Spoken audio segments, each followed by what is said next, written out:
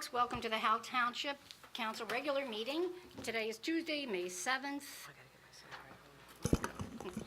Penny, Opening statement and roll call, Deputy Mayor. please. Let the minutes reflect that adequate notice of the holding of this regular meeting of the Howell Township Council was provided for in the following manner. By the posting of a copy of said notice upon the bulletin board in the Township Municipal Building on January 3, 2019. By the copy of said notice to the Tri-Town News and Star Ledger for information and publication on January 3, 2019.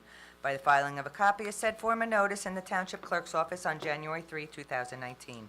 The public will be allowed to attend and will be allowed to participate pursuant to the Open Public Meetings Law. The public is reminded that civility and decorum will be maintained during the meeting. Any contracts awarded at this meeting or between now and the next meeting will be required to comply with the requirements of Public Law 1975, Chapter 127. In accordance with the Fire Prevention Code, be advised that this facility is designed with emergency exits for your safety. Upon exiting the meeting room, they are to your left and to your right. Furthermore, smoking is not permitted in the municipal building. Please take note that this meeting is being videotaped for possible future broadcast on Howell Television. Roll call, Mr. Bonovich. Present. Ms. Richmond. Present. Mr. Russo. Here. Deputy Mayor O'Donnell. Here. Mayor Berger will be absent this evening. Thank you. Executive session. Do we have any reason to go into executive session this evening, Mr. Manager? Yes, Deputy Mayor, we have items to discuss under litigation, personnel, and contract negotiations. Okay. Okay, I'll read the resolution into the record first, Please. if you'd like. Whereas the governing body of the Township of Howell is authorized pursuant to NJSA 10:4-12 to exclude the public from that portion of the meeting for purpose of discussing specific matters as permitted by NJSA 10:4-12. Whereas the governing body of the Township of Howell intend to discuss certain matters which are deemed confidential pursuant to NJSA 10:4-12. Whereas at this time, the governing body of the Township of Howell cannot determine the time when a discussion to be held in executive session will be made public, but will disclose the minutes of executive session when the need for confidentiality no longer exists.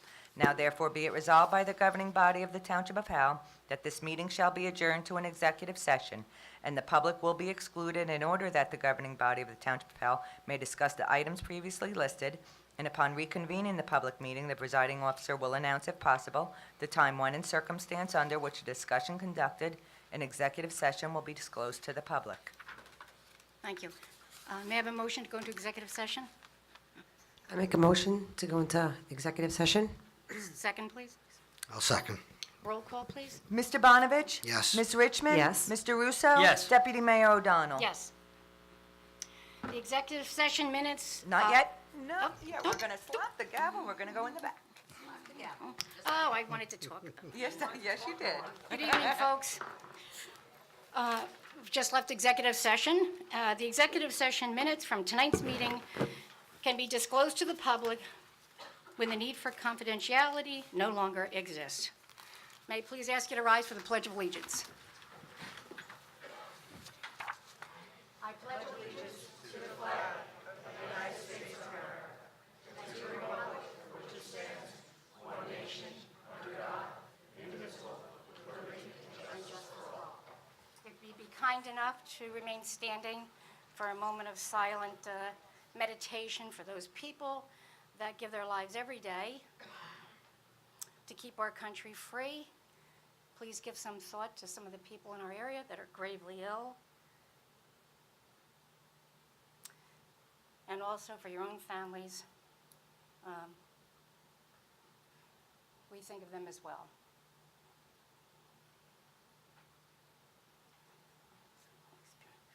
Thank you.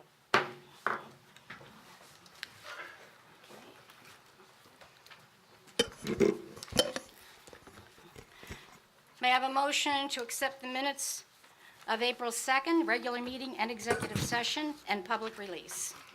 I'll make a motion. Second, please. I'll second. Roll call, please. Mr. Bonovich? Yes. Ms. Richmond? Yes. Mr. Russo? Yes. Deputy Mayor O'Donnell? Yes. May I also have a motion on special meeting of April 2nd? I'll make a motion for special meeting on April 2nd. Second, please. I'll second. Roll call, please. Mr. Bonovich? Yes. Ms. Richmond? Yes. Mr. Russo? Yes. Deputy Mayor O'Donnell? Yes. I'd like to just take the meeting just a tad out of order, and at this point, I'd like to do the Howell High School competition cheerleaders, state champions, and we have a couple of awards that we'd like to give them. Council, would you be kind enough to join us down below?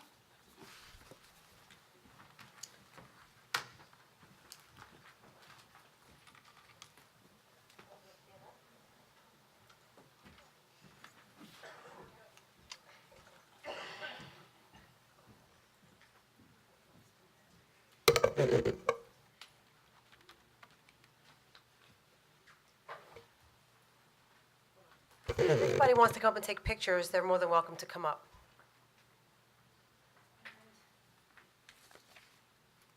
Your advisor is also here? Great. Actually, you look like a student.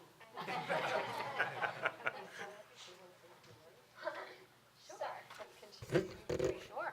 We know what happened and why they're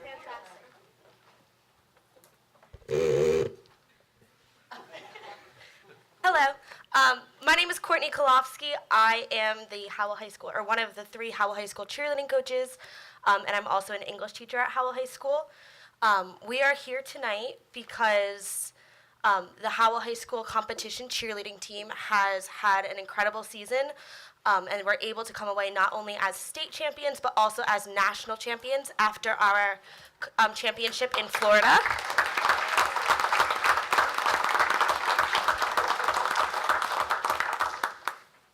Our team has won the state championships 8 times, including the last 5 years in a row.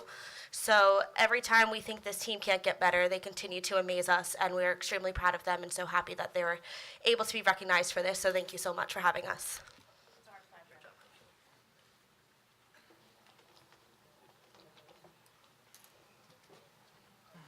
Ladies, as I call your name, kind enough to come up and get our certificate of achievement with our appreciation. Amanda Bailey. Not here. Morgan Gonzalez. Kayla Kolofsky. yourselves, who is here? Angelina Heshy.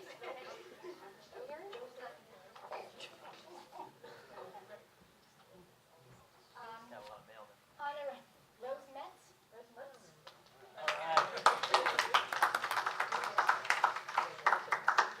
And yes, we want to take a picture of everybody, okay? Hannah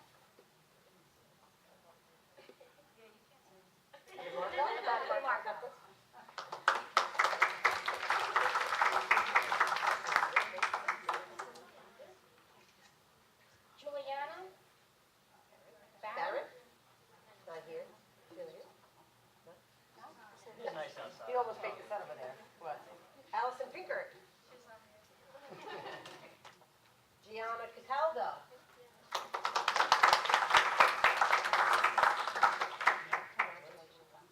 Jordan Federuso.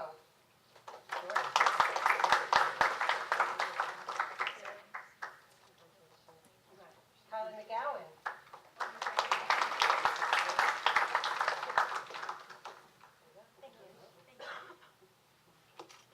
Jessica McGee.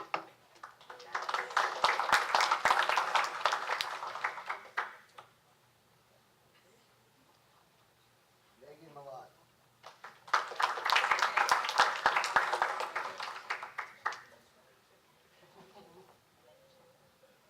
Deanna Palmieri.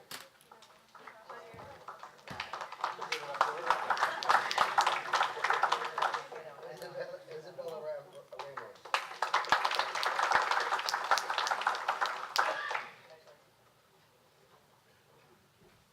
Julia Schneider.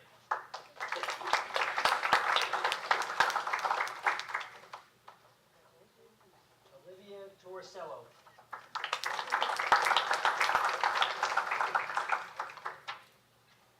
Rebecca Mazik.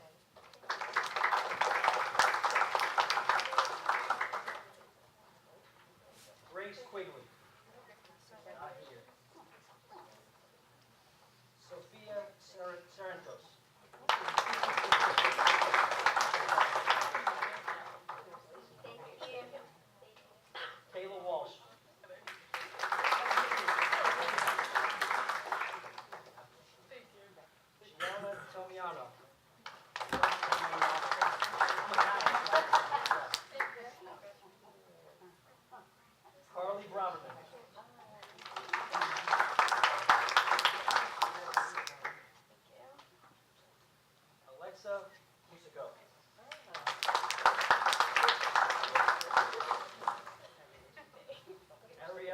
Palmieri. And the last one, congratulations, Angelina Silva.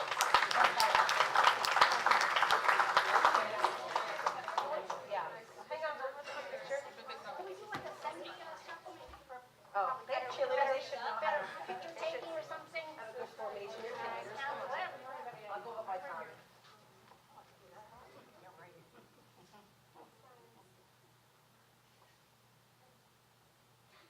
Good? Everybody good? Congratulations, girls.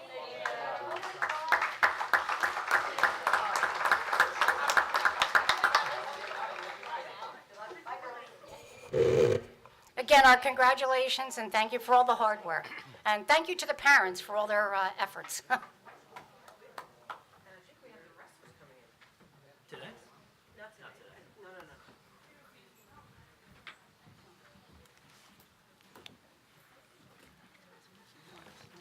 Yeah.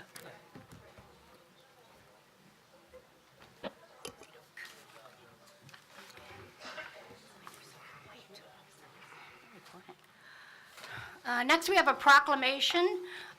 Lyme's Disease Awareness Month is May, and Councilman Russo will be reading a proclamation. Thank you, Deputy Mayor. As everybody knows, or as you may know, May is Lyme's Disease Awareness Month.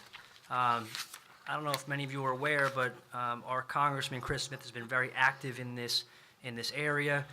Lyme's disease, disproportionately impacts Howell Township. A very good friend of mine, I just found out, has Lyme's disease. It's a terrible, debilitating disease, and it warrants recognition. Currently, our Congressman Chris Smith has actually a bill in the works that is going to be on the floor, I believe, in the next couple of weeks. So this proclamation is in recognition of Congressman Chris Smith's work and to shine a light on Lyme's disease generally as it impacts Howell Township. Whereas Lyme disease impacts more than 300,000 people annually in the United States, yet testing for Lyme remains only 50% accurate, with the average patient going 2 or more years before getting a proper diagnosis. That's kind of shocking. And whereas ticks that carry Lyme can also carry at least 15 other pathogens, many of them transmitted within minutes of being bitten, with one painless tick bite frequently resulting in multiple infections, including bacteria, parasites, and viruses. Whereas the risk of contracting Lyme disease can be year-round, but in our area, ticks are most active in the spring. Tick bites are nearly painless, with fewer than 50% of patients able to recall a tick bite and fewer than 50% reporting a, quote, bullseye rash. Whereas Lyme disease is a complex, multi-system illness which, if caught early, can be easily targeted with antibiotics, but if left untreated, can invade the nervous system, heart, multiple organs, causing years of pain, suffering, severe disability, and even death. Whereas the governing body of Howell Township wished to commend Congressman Chris Smith for his work to create a new national strategy for Lyme and tick-borne disease awareness, prevention, and treatment through the National Tick-Borne Diseases Control and Accountability Act. That's the act that I was referring to earlier. Now, therefore, the mayor and council do hereby proclaim May 2019 as Lyme Disease Awareness Month in the Township of Howell and urge all community members to become educated on Lyme and tick-borne disease awareness and prevention. Is Jess here? Jess Rohr? She's not here. Okay. Then we will mail this proclamation to Chris Smith's office in the coming days. Thank you, Deputy Mayor. My pleasure. Next, I'd like to report to the township officials. Yes, Mayor, I have a couple items on the agenda to comment on a few items. You'll notice there's a termination of a lease agreement. We did have space downstairs that was rented out. A lease was signed. Apparently, the person's business model had changed. They never took occupancy, so we had negotiated a number of months' rent to be paid to satisfy the lease. That space has since been re-rented to a new occupant who occupied the space probably about 3 months ago. Next up, there's a number of purchases for the police department, printers, scanners, things like that, that are related to an e-citation program. This was approved in the 2017 MCIA capital budget. There was a delay with this due to technology issues. The police department was working with various vendors to get the different programs to communicate properly. Now that they've worked through that, we'll be moving ahead to make that purchase. But in case there's any questions about the delay on that, that was approved in 2017. Then last thing I have is about a month ago, we had a resident inquiring about a drop box. I was directed by the governing body to make arrangements. We've since taken delivery of it. DPW is making arrangements to install it right outside the back doors. Hopefully that'll be done within the next few weeks. Once that's complete, we'll be posting messages to our website and social media about that. Could you just go over the, what this Dropbox is going to utilize, what it'll do for the residents? It's for tax and sewer payments, and payments that residents don't want to mail in, but especially a lot of elderly people or handicapped have difficulty making the trek from downstairs parking lot, upstairs, down to the end of the hall. So this will be right by the handicapped entrance near the back of the building. They can drop their payment right in the box, and it'll be emptied daily. Excellent. That's a nice convenience for those people that can enjoy it. Yep. That's all I have. A few others, our attorney has a comment. Mr. Clark?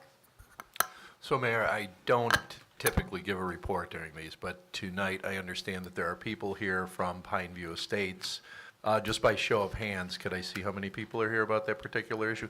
So quite a few. I think there's some question that's been raised as to what the township is doing with regard to the issues that are in that development.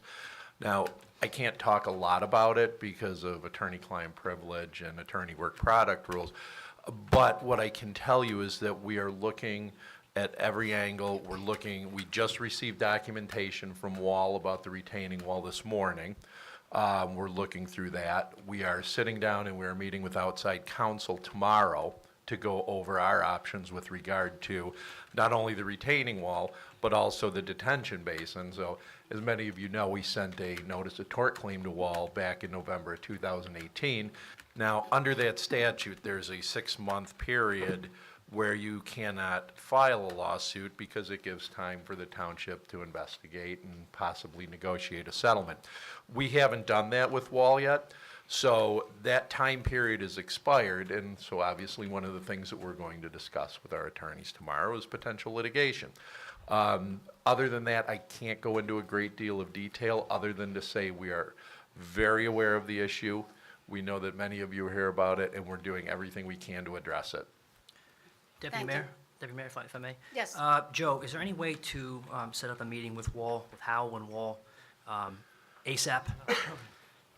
We will do our best to do that. We have requested meetings with them. It's my understanding that Wall has taken action on the maintenance bond with regard to the retaining wall. You know, now that the 6-month period has elapsed, we may have an easier time getting a meeting to discuss a potential, how everybody wants to work together on it rather than, I mean, obviously litigation's always costly, so I would prefer a meeting with them if possible. I would like to see if we can call them tomorrow, if possible, set it up for next week, if possible, the latest. Okay. Thank you. Thank you, Mr. Clark. Mr. Harmon? I have nothing this evening, Deputy Mayor. Finally, we have the clerk with the changes to the agenda. Yes, sorry. thank you. Changes from the preliminary to the regular agenda, final agenda include, added to the agenda, recognition that we already did for the Howell School cheerleaders. Next, resolution, R19-156, 9A21. It's a revision, authorize amendment to the 2019 temporary budget. 9A25, authorize execution of a stipulation of dismissal with prejudice in McElway versus Township of Howell. 9A26, authorize execution of amended interlocal and amended sewer service agreements relating to the County of Monmouth Solar Collection Facility at the former Waste Disposal, Inc. Solid Waste Sanitary Landfill on Lakewood Allenwood Road. 9A27, oppose New Jersey becoming a sanctuary state and resolving that the Township of Howell shall never become a sanctuary city. R-19-161, 2019 Budget Amendment. Removed from the agenda is Ordinance 11.10, 2019 Assignment of Van Scoik Deed. Those are your changes, Deputy Mayor. Thank you. Any other reports from officials? No, Deputy Mayor. Seeing none. Hearing of citizens, and I do have the sign-in list. Barbara Dixell.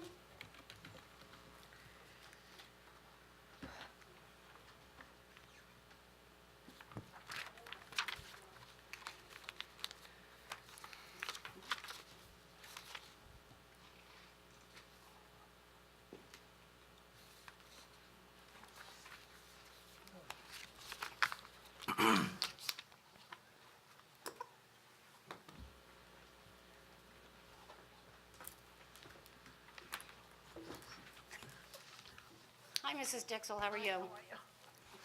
Good evening, Mayor and Council. Good evening. Good evening. Good evening, Deputy Mayor. I see that you're sitting in tonight. Hot seat. Yeah, I see you're on the hot seat tonight. Yeah. Okay. Barbara Dixell, 62A Piazza Vittoria, Freehold, New Jersey. Agenda items. A lot of them. Okay. 9A, 10. Explain it, please. Deputy Mayor, if you'd like, I can handle it. Thank you, Manager. We have a real estate professional on contract with the township, mostly for advertising the space downstairs to be leased out. He was signed for an initial one-year contract that's expiring, so this is just carrying him through the end of the year so we can get him on the cycle with our regular professionals. Okay, so that guy, that person is strictly to advertise the space available to be rented or sold or whatever. in the Yes. building. Rent. All right. Let's hope that you guys rent or sell the space, because this town needs money and you need to rent that space down there. Okay. 9A, 11. 9811, professional services. Deputy Mayor, I can handle that one. Chairman. That's for our affordable housing planner, CME Associates. It's a request for a change order to the original contract to satisfy the court-obligated third-round plan. So now that we've done all of our approvals, we have a very large list of items the court requires us to perform, and this is the change order to do that work. Thank you. All right, Also, so- Deputy Mayor, that's paid out of the Affordable Housing Trust. Yes, thank you. So it's not costing the township, Well, we are paying it, but it's out of the But- dedicated fund. The it's affordable not out housing. of the money for the budget or whatever? Correct. Correct. Okay. Okay. Next. A lot of stuff, guys. 9A13. 9813 is authorizing the township to enter into a cooperative pricing agreement with North Jersey Water. Wastewater cooperative pricing system. Why? This is a co-op that allows us to purchase, and we don't have to go through the normal bidding process.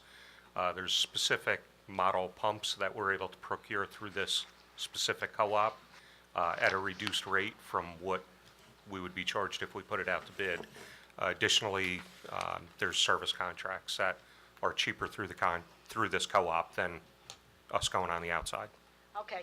Does this have anything to do with the wastewater money that we have to pay for New Jersey American Water Nothing. to go No. transfer waste? Nothing to do with it. To the Ocean County Nothing. utilities?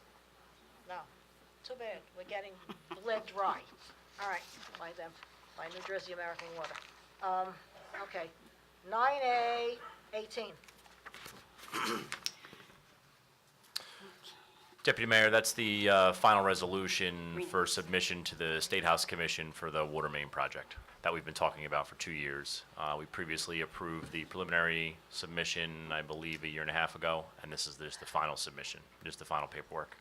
That's the Lakewood transmission main, that's what, the water that we're giving Lakewood? It's the one we had the public hearing with a few weeks ago for New Jersey American. I have to ask a question. Why do we have to give Lakewood anything? Can't they stand on their own and do their own thing? Why do we have to provide for them? We have enough trouble providing for ourselves. Can somebody answer my question, please?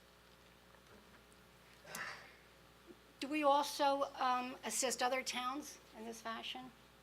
When We're not assisting anything. This is the New Jersey American Water Company as their state mandated requirement to provide drinking water for residents of their service territory. Their service territory is not bound by the municipal boundaries of townships.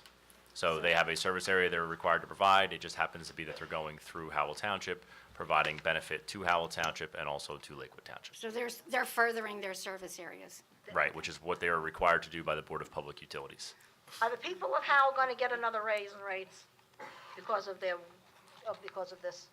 I cannot speak for New Jersey American, although just to put it into perspective, this transmission main project is one of 240 projects that they're doing at any one time. So even if they didn't do this project, there's 239 more that they're currently working on. That's how large this utility is. Okay. I want you to all to understand something. When Adelphia Water was sold in January of 1999, Jersey American bought the debt.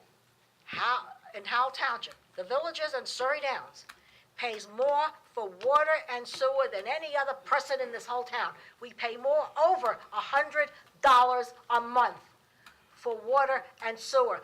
Living on Social Security, in a senior development, trying to make ends meet, trying to pay your bills, and they don't stop.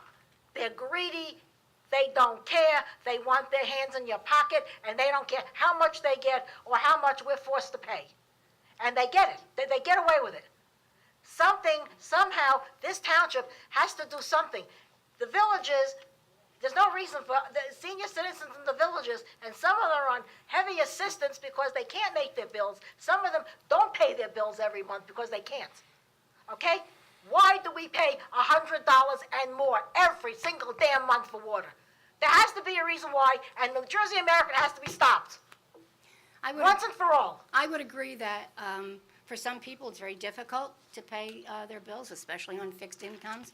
I wish that we could do something with the water company to Don't help. wish that you could. Do it. We Don't are wish that you unable. could. You're sitting up there in authority. We are Don't wish that you unable, could. and Just it do is it. illegal. We do not have any legal authority to do so. You can call New Jersey As soon American as we in. do, Mrs. Dixell, I'll be the first one in line to speak with them. Yeah. I'm number 2, okay? I'll be right after you. I know you've written letters and spoken to them, and I attended the sale. I sat I with recall. Judge Louis G. McAfoose III when we signed the sale. I was there for the court hearing. I was there when John Bennett sat against us at a water hearing, because he was the lawyer for Jersey American. I was there for the whole 9 yards and still am, and I'm fed up. I Mrs. can- When is Dixell, it gonna this is for public comment on agenda items, so I appreciate your Thank you. sentiment I'll on the go on Jersey with my American. comments. 9A24. 9824 is in reference to $9 million. the Why? issuance Deputy of Mayor, the sale tax anticipation this vote. resolution is to authorize me to complete a sale of a tax anticipation note for the township, which is done every year as the township defers school taxes. It creates a cash flow timing problem at certain parts of the year based on our deferral of our regional school taxes. So this resolution goes out to authorize me to go out to market a sale for the township to procure a tax anticipation note, which is for 1 year. And this is a yearly occurrence, correct? Correct. All right, Councilman is this Bogdan? going to affect our taxes? Are we going to be billed because you're going to bond? So how this affects the tax, we have to appropriate for the interest that we are charged for borrowing. The note is basically how we're charged for it. Are the taxpayers gonna get hung? No. Well, I mean, at the moment, we have not had the sale. Historically, we've had interest rates at about 2%. At this rate, it being probably not going out to sale until June, I would say probably it would be about 8 months' worth of interest as opposed to a full year. So depending on what the market rates dictate,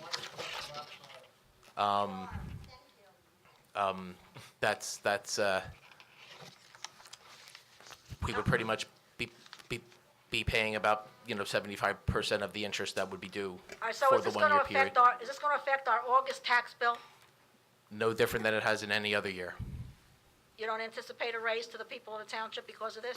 Because of this specifically, no. 9A26.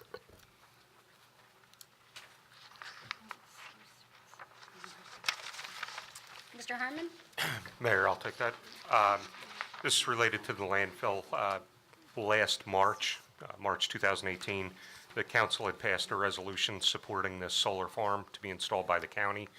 Since that time, as they've dug into the documents, they found some other issues, a deed restriction, things like that, that they need Howell's cooperation with. So basically, this is just reaffirming that, and as well as we're going to be reworking our agreement with the county. So this is basically paperwork? It's paperwork. Both the county and Howell pay money to support this landfill. We have to pay the sewer charges for it. The county pays for the landfill monitoring. They anticipate that this solar farm is going to generate enough revenue to cover those costs. So our hope is that if, depending on the amount of money that comes in, which they won't know until they put it out to bid, it will either cover our cost and we could possibly make a little bit more revenue from it. I'll be looking forward to that information when it comes in as well. Mrs. Dixon? 9A27. The sanctuary state, we are opposing being a sanctuary state or a sanctuary city.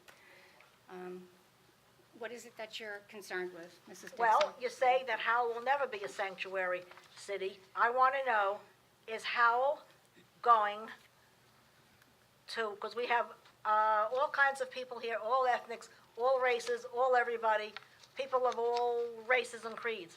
Is Howell going to stand back and let the deportation people or ISIS or whoever else comes and knocks on your door and drags people out of their houses to deport them from their families? Are you going to be part of that? Yeah, No, I need an I would answer to never that. be a part of that, Barbara. And as you know, we are opposing being a sanctuary state, sanctuary city, and we're trying to address it, trying to be proactive. And we do not have any jurisdiction over any of the actions of ICE or any of their affiliate employees. Well, other states and other agencies and other governments have declared themselves to be a sanctuary city to protect their residents. I guess Howell doesn't give a damn about their residents because someone's going to knock on the door and drag them out and deport them. I I would think it's disgust- disagree, but Well, it's disgusting. It's really disgusting, and Howell Township should be ashamed of themselves, and everybody in this town better write a letter to Howell. Disgusting, absolutely disgusting. Watch your back. Now, I want to know, on introduction to ordinances, can I discuss anything or have to wait until the 21st? what is it that you'd like to know? I want to know 11.5 and 11.11. Deputy Mayor, those will be up for public comment on the 21st. So I can't comment on them now? You can comment them on them on the 21st. Okay, you better believe I will. Thank you very much. Learn to live within Thank your you. means, guys. We all have to. It's a shame you have to, too. Thank you. Thank you. Next, I see Kathy Novick.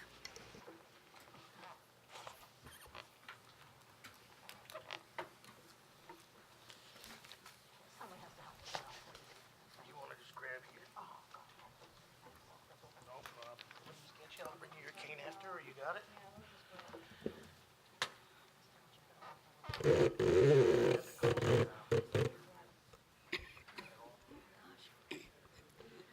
Kathy Novak, 16 Stratton Drive.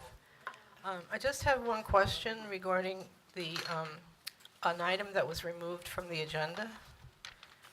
the Van Squig property from the Monmouth Conservation Foundation. I was wondering if anyone can tell me, or if you're allowed to, why it was removed? There's just a little bit more paperwork that had to be done, and hopefully, what's the time frame that we can anticipate we might see this back? We're anticipating getting it on for introduction at the May 21st meeting. Okay. Thank you. So it's, Just alive and well. that's good news. It's still happening. Very Right, good. it just boiled down to we didn't get the paperwork done in time for this meeting, so. Okay, very good news for me. 'Cause, and speaking of Bear Swamp, I was just wondering when the completion of the dam project will be, and people can use it again. Mr. Herman? So the contractor is just finishing up. He ordered the railing materials. We have to put railings up on the both sides of the dam to prevent people from falling over. So that was done and ordered a few weeks ago. We're just waiting on the shipment to come in, and then he's going to construct them on top of the dam, and then that'll basically be it. So we're almost done. Okay, but there's not, the Bear Swamp Pond is not filling up because there's like, it doesn't have a. So there's slope? a gate that was also ordered, and unfortunately those gates take 12 to 14 weeks to come in. So they were ordered months ago. We're still waiting on the final delivery, and then once they're delivered, they will get installed, and the lake will be filled back up. Thank you. Yep. Thank you. Okay, thank you. Bill Buckley? Deputy Mayor, if I could just, I don't recall if I said it during my report on Pineview, but for those residents who are still here and have concerns about the retaining wall, I would urge all of you to consult with a private attorney as well. Is Mr. Buckley still here? No? Okay. Apparently your comments were helpful to him. All right. You have to ask anybody else if they want to come up. Well, there's no one else on the list. Is anyone else like to come up and speak to an issue? Comments on budget later or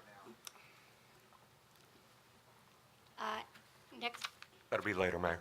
the next public segment, please. I'm sorry. I'm sorry. Is that tonight? Are you gonna open it tonight, the budget? Tonight, right? Yeah. Yes. Yes. It's right on the agenda. Tina Smilek, Charles Street, Howell, New Jersey. Hello. The first thing I'd like to bring up is the agendas. I was wondering if council could make some kind of policy that the final agenda be posted at least by 12 o'clock of the day of the meeting. I mean, it's kind of hard, we don't get to read anything, and it seems at 4:30, we get a bunch of new agendas added to it, a bunch of new things added to it, and I don't know about you or when you get it, but I know it's hard to look through all this and try to do some research. So how do you guys do the research? So is there a way we can put a time limit on the final agenda to be out earlier? Probably is a good idea. The council will get together, we'll start speaking about it, and see if we can come up with something that's going to give us the better outcome so that the I mean, the last information meeting, they comes didn't even closer. put out the agenda till the day after, and I know mistakes happen, but, you know, so we didn't even see a final agenda, and I just think for transparency of the town and for the benefit of council, that it would be Agreed. nice to have We that will work ability. on that process to expedite. Right. Next one is 9A-24, our bond anticipation notes. Are these our only bond anticipation notes out right now? I believe last year it was 13 million we did. Is this year 9 million? Or do we still have the 13 plus this 9? Well, this is for a tax anticipation note, which is completely separate from a bond Didn't it used to anticipation be note. 13? The tax anticipation note, what used to be $13 million, but cash Brought it down. circumstances have brought it down to 9 million. But our outstanding bond anticipation note expires in October, which I will be renewing. Yeah, I know that's At separate. that I time. just knew we were at 13, so it Yes, does mean ma'am. we're coming down on that. Thank you. Sure. Okay, 9A.26, this solar field. So once this solar field goes in, we will no longer pay the $100,000 a year, correct? Because that's what we were paying? It depends on how much money the county generates from it. We've negotiated a percentage split. They have a number of expenses. Ours are related to the sewer. Ideally, they'll collect enough that we'll both be made fully whole. If they collect above that amount, we will still get a portion of that after our costs are satisfied. So I remember last year, Councilman Walsh said that we have 9 years left of this. Is that true? Do we have 8 years left now of payments on this property? The payments that we make are related to the sewerage treatment from the water runoff. Yeah, last year he said something about only 9 years left. They extended it. We were almost paid up on it where it was supposed to be let go, and then they had to extend it? I'm not familiar with that. No? So there's no limit. This would have to be paid forever if they wanted to? Yes. It's The as sewage long treatment. as the sewage is continually generated. Yeah. So as the landfill becomes older and older, there's less leachate that is coming off of it. So the numbers are going down every year, but will it ever be a zero? I couldn't say. Okay. Okay, and then in the beginning, the 65% goes to the county, 35% goes to the town. Is that because the county owns the property and we have less interest in the? In comparing the costs, the county has more expenses to monitor the treatment, that kind of thing. There are engineering firms, as well as property maintenance. And then when will it go into effect where it will change to the 75-25? Once everybody is made whole. Okay, so if we're still paying that 100, it stays at 65-35, and once those payments have to stop being made by them and by us, then it will change to No, it's, made whole? we've come up with the dollar amount that it's costing us right now and the dollar amount it's costing the county. That combined number, ours is 35% of. So we will always collect 35% of the revenue generated at a minimum. Okay. Okay.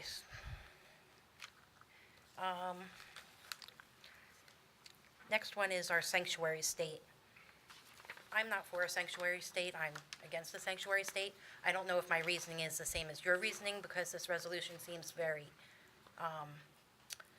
not very clear. So I would like to know what council's definition is of a sanctuary state and a sanctuary city. What do you consider sanctuary state and sanctuary city legally, according to this resolution? Mr. Clark, can you give No, some? I want to know council, because if you're passing this resolution, I want to know how much you know about sanctuary states and cities.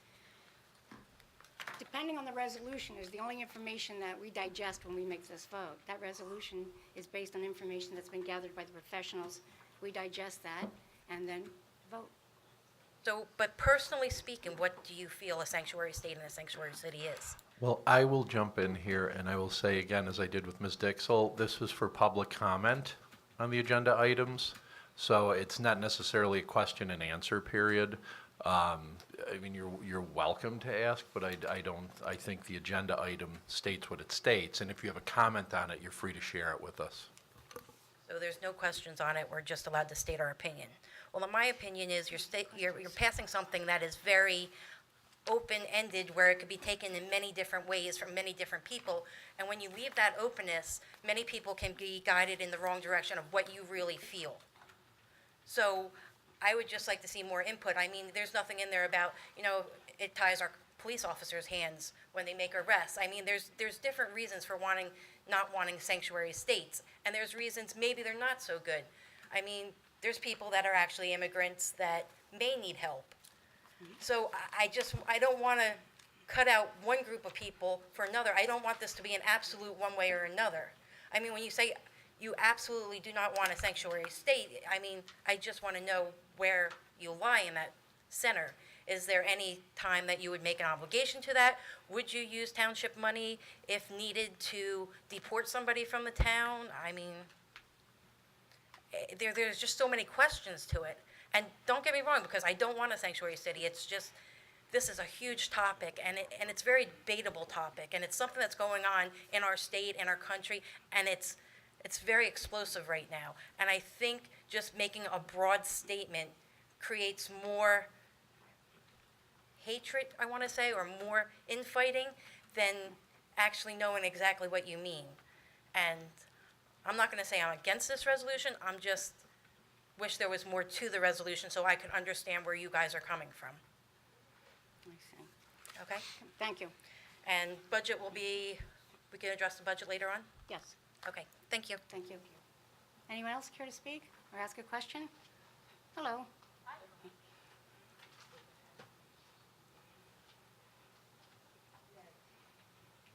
Hi, I wanted to ask a question about a couple of things on here, Just too. give us your name and address, Oh, Sandra Solly, Birdstar Road, Farmingdale, New Jersey, sorry. Thank you. Let me see. This termination of lease, 9A2, is that someone that was going to come in, or someone that has already been here and is leaving? Actually, they were here, but can you give us the rest of the, again, chat about the background as you did earlier? This was a tenant that was scheduled to move in. Their business scenario had changed. They never took occupancy, so we had negotiated a payment to be made. Since that time, that particular space has been rented to a new tenant. So they were never here, but they were paying rent, Correct. didn't move in? Yes. All right. Now, how many spaces are still empty downstairs?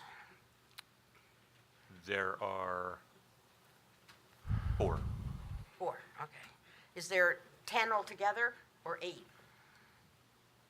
But 4 are rented and 4 are empty? 5 are rented. We had divided one space. All right, now, what's going on with the Kessler Institute room? That's on a lease to the PAL. I contact Chris Hill regularly to see what the status is. There hasn't been any activity in quite some time. Well, I know they have a 5-year lease, and they're supposed to be paying $1,200. Are they up to date on their rent? No, they're not. Does that violate the lease? Yes. Oh, okay. My feeling is that the space should be rented for the value that it's worth, $70,000, $80,000, not to be sitting down there, because it was my understanding that was supposed to be a workout room or something. We've got a couple of gyms in this town. I don't think we need a workout room in Town Hall. That's my personal opinion, okay? So, As a quick note, our Realtor has been showing that space as well good. to certain people that have an interest. That's good. I like that. But the swimming pool, is that a problem to take that therapy pool out? Isn't it fiberglass? Can't you just break it up and get it out? I'm not a construction expert. I can't comment on that. Is it a fiberglass pool? No, I believe it's stainless steel. Stainless. So however it got in, it can get out, turn it sideways and get it through the door, or take it out the window? How is that going to be done? Would imagine it would have to be dismantled, maybe cut apart. All I want to know is, how did it get in the building in the first place? In pieces. Was it, so it was welded together to make it therapy pool? All right. The other thing, I can't remember what it was. Well, the Van Scoik property, that's Bear Swamp, right? Correct. Has it got anything to do with the blacktop driveway that was put in? Does not. All right, and I don't know if Kathy Novak asked the question, but she was concerned about a blacktop driveway being put in wetlands. What was the reason for that blacktop driveway? It is not wetlands. Somebody told me it was. Well, you should ask. All right, that's good. All right, now the other question, a couple of questions. PAL also has lease on the old tax office, and it's supposed to be public-private operation over there. Now, PAL has never gone in there because that property was bought with green acres or open space funds, and you cannot make money off a place that was bought with open space funds. So what is PAL's plan for the tax office, and is the township heating and air conditioning that area?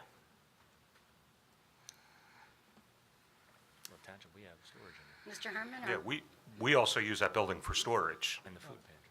The food pantry uses it.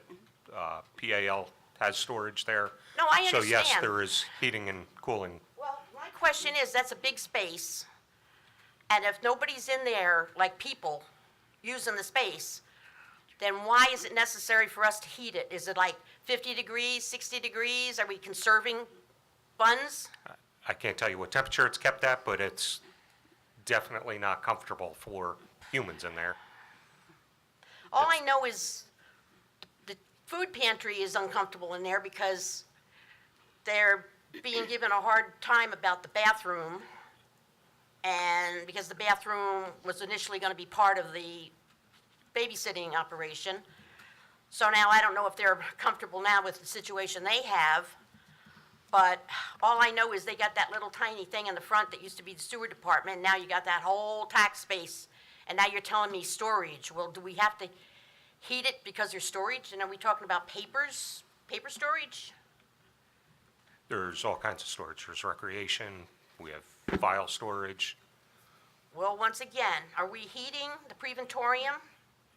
No, So that's just used by the police department for drug searches? That's it? yes. But we're heating the room, the old recreation building where we have storage of documents? I don't believe so. Mayor, Deputy Mayor, it's been 5 minutes. Mrs. Solly, is there one other thing that you'd like to address at this Well, time? no, I just want to know, wasn't Barbara Dixer up here longer than 5 minutes? No, only time for when you have the floor. So when the others speak, it is pressed to pause. So when you start speaking again, I press start. Oh, I don't want to be the only one that's told it's been 5 minutes. Might, we'll see, I don't want to be. we'll see. Was there a legal notice for the April 16th meeting being canceled?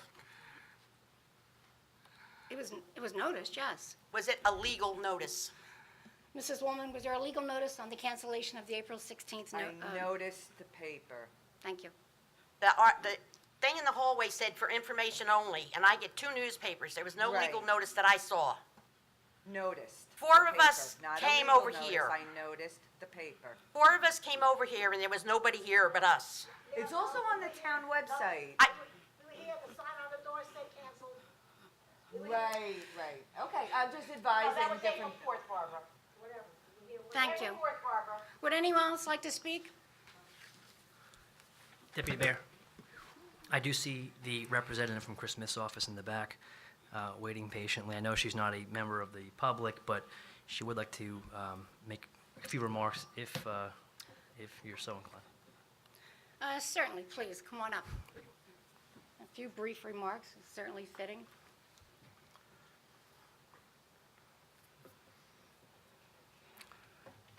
Tell me, why don't you step down with the proclamation?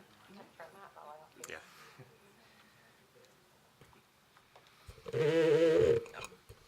Good evening, guys. Thank you so much. Unfortunately, Congressman Smith was unable to make it today. Congress is actually in session. But he did have a letter he wanted me to read from him. So if you just don't mind a minute or so.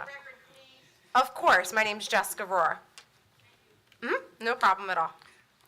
Dear friends, I would like to thank Howell Councilman Thomas Russo for his leadership and the entire Township Council for this resolution addressing the challenges posed by Lyme disease as we recognize May 2019 as Lyme Disease Awareness Month. As you may know, I currently serve as co-chair of the bipartisan House Lyme Disease Caucus, together with my colleague, Colin Peterson.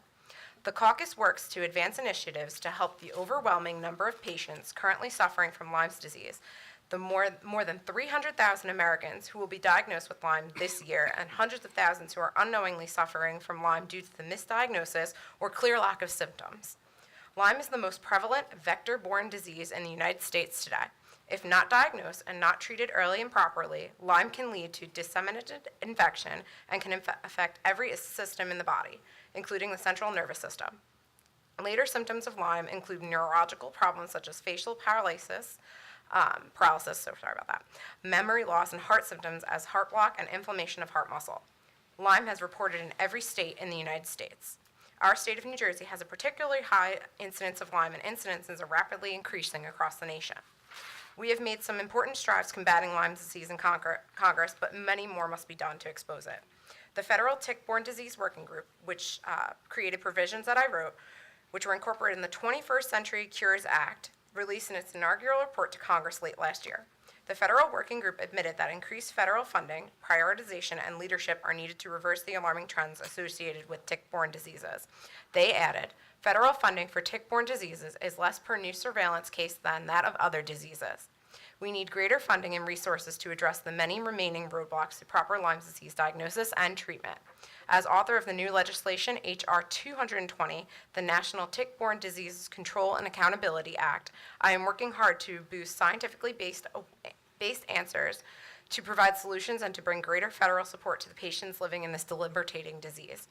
First and foremost, I thank you for your resolution and your leadership tonight. You are key to improve the Lyme disease awareness and treatment. Tonight's resolution recognizes the challenges of Lyme disease and the importance of promoting Lyme disease awareness months so that patients and even doctors can become Lyme literate and can properly address and treat this disease.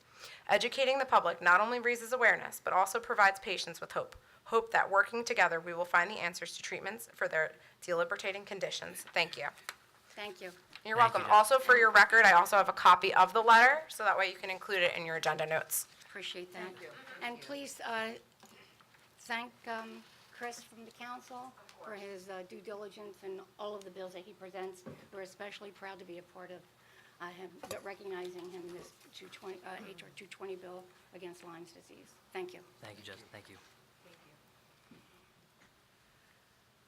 Any other comments from the public? Seeing none, close this public portion. Moving on to the consent agenda items. Unless there is issue from my fellow council members, maybe take our 19, I beg your pardon, Resolution 9.1 and take it through to 9B1. I'll make the motion to move 9A1 through 9A27, including motion 9B1. Thank you. Do I have a second? I second. Thank you. Roll call? Mr. Bonovich? Yes. Ms. Richmond? Yes. Mr. Russo? Yes. Deputy Mayor O'Donnell? Yes. Thank you. We're now open for public hearings on ordinances. Deputy Mayor, there are none for this evening. We should move I'm on so to sorry. introduction of ordinances. Thank you. You're welcome. Ordinance 193, which is vacate paper streets, which is Waterside Way, Timber Court, Reservoir Run. Entertain a motion? Motion to introduce ordinance number 0-19-23 on first reading by title and to order the same to be published in the 5/10/19 issue of the Asbury Park Press, together with notice of its introduction and passage on first reading by title, and that it will be further considered for final passage after public hearing at a meeting of the Township Council to be held on 5/21/19 at 7:30 p.m. prevailing time in the municipal building. I'll second. Thank you. Clerk, please read the title of the ordinance. An ordinance of the Township of Howell vacating, extinguishing, and terminating the Township of Howell's interest in paper streets named Waterside Way, Timber Court, and Reservoir Run, as shown in final major subdivision plat entitled Final Plat Amended, Preliminary and Final Major Subdivision, Reservoir Woods, dated October 15, 2013, prepared by Kurtz Engineering and recorded in the Monmouth County Clerk's Office on December 17, 2015, as case number 315-26. Roll call, please. Mr. Bonovich? Yes. Ms. Richmond? Yes. Mr. Russo? Yes. Deputy Mayor O'Donnell? Yes. 0924, 11.2. I'm sorry, vacate various easements. Entertain a motion. Motion to introduce ordinance number 0-19-24 on first reading by title and to order the same to be published in the 5/10/19 issue of the Asbury Park Press, together with notice of its introduction and passage on first reading by title, and that it will be further considered for final passage after public hearing at a meeting of the Township Council to be held on 5/21/19 at 7:30 p.m. prevailing time in the municipal building. I'll second. Thank you. Ms. Woman, would you please read the title? An ordinance of the Township of Howell vacating, extinguishing, terminating, and forever eliminating certain easements set forth in a final plat amended, preliminary and final major subdivision, Reservoir Woods, dated October 15, 2013, prepared by Kurtz Engineering and recorded in the Monmouth County Clerk's Office, Middlesex Development Group, Inc. Roll call, please. Mr. Bonovich? Yes. Ms. Richmond? Yes. Mr. Russo? Yes. Deputy Mayor O'Donnell? Yes. Next, we have 1.3, amend Chapter 39, fees, Article, I'm sorry, I can't even see what I wrote. 12, land use. Entertain a motion. Motion to introduce ordinance number 0-19-25 on first reading by title and to order the same to be published in the 5/10/19 issue of the Asbury Park Press, together with notice of its introduction and passage on the first reading by title, and it will be further considered for final passage after public hearing at a meeting of the Township Council to be held on 5/21/19 at 7:30 PM prevailing time in the municipal building. Second. Thank you. Title of ordinance, an ordinance amending Chapter 139 fees, Article 17 land use, Sections 34 and 41, site plans and subdivisions, and escrow amounts for professional services of the revised general ordinances of the Township of Howell. Roll call, Mr. Bonovich? Yes. Ms. Richmond? Yes. Mr. Russo? Yes. Deputy Mayor O'Donnell? Yes. Next, we have 09126, 1.4, amend chapter, 11.4, my apologies. Amend chapter 28. 13 fees, Article 13, I think. 18? Thank you. I'll entertain a motion. Motion to introduce ordinance number 0-19-26 on first reading by title and to order the same to be published in the 5/10/19 issue of the Asbury Park Press, together with notice of its introduction and passage on first reading by title, and that it will be further considered for final passage after public hearing at a meeting of the Township Council to be held on 5/21/19 at 7:30 PM prevailing time in the municipal building. I'll second. Thank you.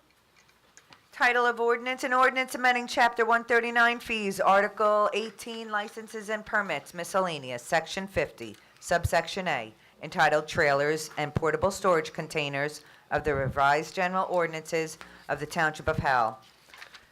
Roll call, please. Mr. Bonovich? Yes. Ms. Richmond? Yes. Mr. Russo? Yes. Deputy Mayor O'Donnell? Yes.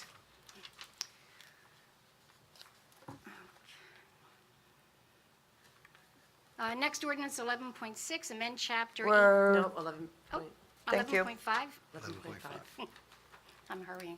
I know, she wants to go home. 2019 salary ordinance for the Assistant Township Engineer. Entertain a motion.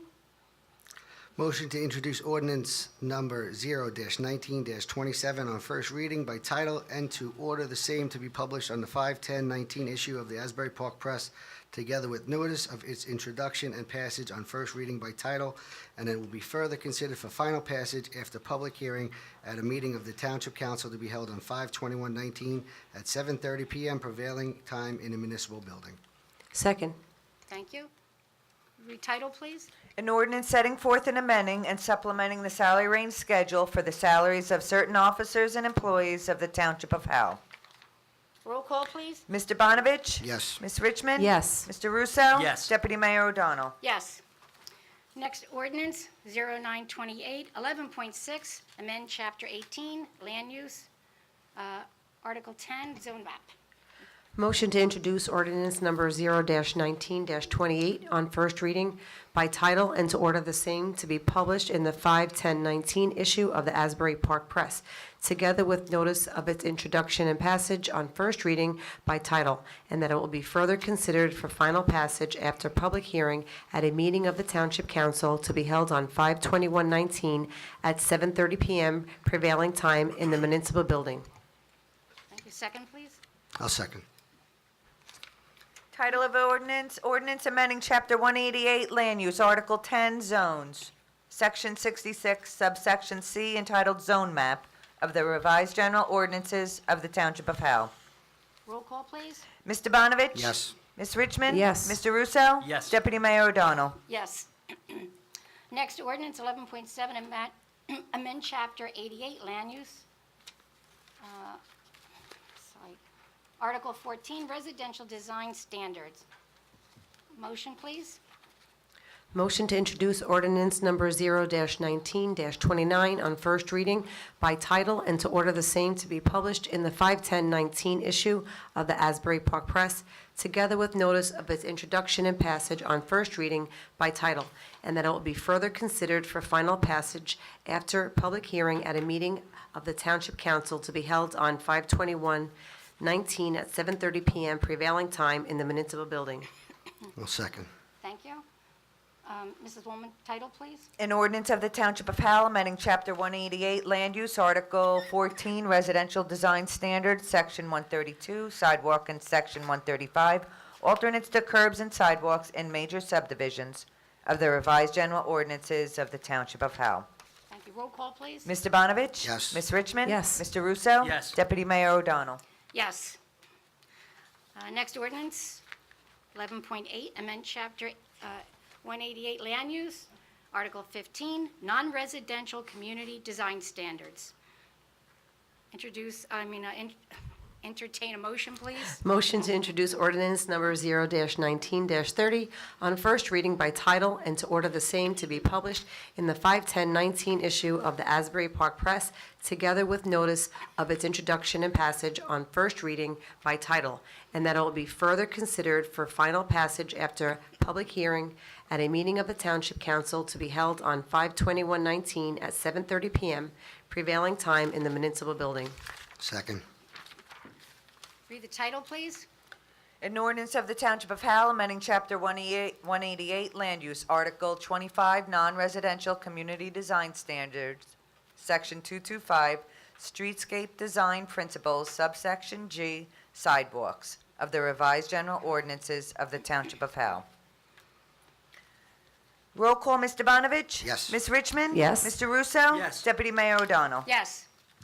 Next ordinance, 0933, 11.1, salary ordinance, township manager. Entertain a motion, please. No, you You skipped one. skipped one. 11.9. On the burger deed. 11.9? Okay. Next ordinance, 11.9. Do you have some verbiage here?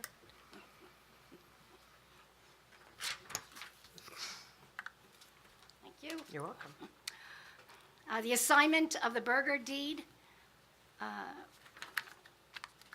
from MF to Howell, sale and purchase of real property, Preventorium Road. Entertain a motion. Motion to introduce ordinance number 0-19-31 on first reading by title and to order the same to be published on the 5/10/19 issue of the Asbury Park Press, together with notice of its introduction and passage on first reading by title, and that it will be further considered for final passage after public hearing at a meeting of the Township Council to be held on 5/21/19 at 7:30 PM prevailing time in the municipal building. Second. Read the title, please. Ordinance authorizing the acquisition of lands from Monmouth Conservation Foundation for open space in the Township of Howell, known as Block 51.01, Lot 22, Burger Wind property, approximately 13.5 acres on Preventorium Road. Roll call, Mr. Bonovich? Yes. Ms. Richmond? Yes. Mr. Russo? Yes. Deputy Mayor O'Donnell? Abstain? All right. Now we'll move along to resolution, 11.11. I'm sorry, I'm on the wrong page. Okay. Resolution 11.11, salary ordinance, township manager. Entertain a motion. Motion to introduce ordinance number 0-19-33 on first reading by title and to order the same to be published in the 5/10/19 issue of the Asbury Park Press, together with notice of its introduction and passage on first reading by title, and that it will be further considered for final passage after public hearing at a meeting of the Township Council to be held on 5/21/19 at 7:30 PM prevailing time in the municipal building. Second. Thank you. Read title, please. An ordinance setting forth and amending and supplementing the salary range schedule for the township manager of the Township of Howell. Thank you. Roll call. Mr. Bonovich? All right, before we vote on this, I want to read a letter from the Division of Pensions and Benefits. It's from September 2018, and it went to our Human Research Directors and Benefits Administrators. I'm just going to skip to the waivers of state health benefit coverage. Under here it is. The incentive amount for waivers is limited to 25% of the amount saved by the employer, or $5,000, whichever is less. In addition, because multiple coverage under the state health benefit programs is prohibited, waiver incentives are only payable if the other coverage is through a non-state health benefits program. So I'm voting no. Ms. Richmond? I'm going to just follow the rules here, and I'm just going to vote yes. Joe, can you clarify Mr. Ivanovich's letter, please? Sure. So the stipend contained in Brian's contract has been an issue.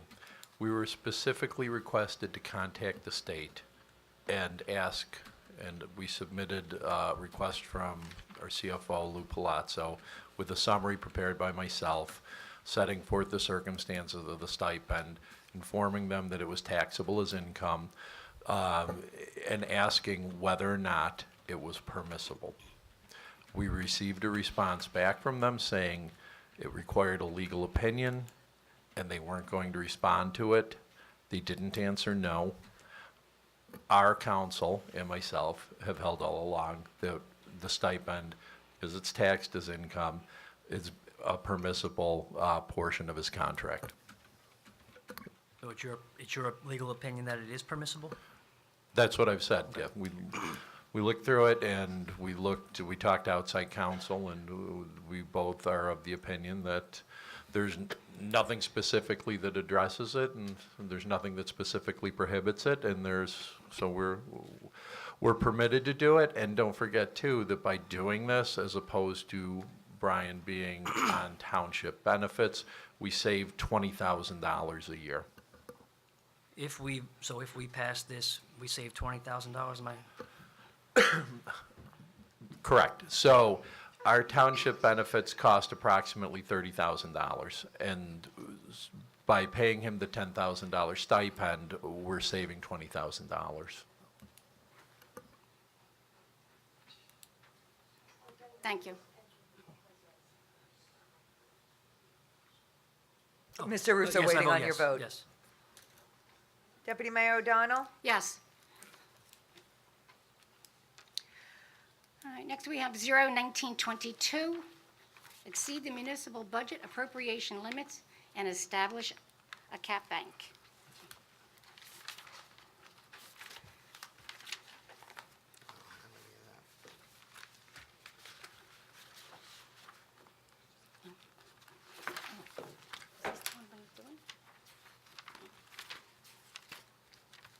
The statement To be read by To be read, yourself. thank you very much. The roll call on the 2019 budget, as amended, will be taking place on May 21st at 7:30 in this building. Okay. Mayor, first item under the 2019 municipal budget is ordinance 01922. In order to open that up, there's a statement. If you need that, I certainly could bring that over. Under your budget section? No, nothing. Empty. Ordinance number 0... Not good. What? Let's see if anyone else is.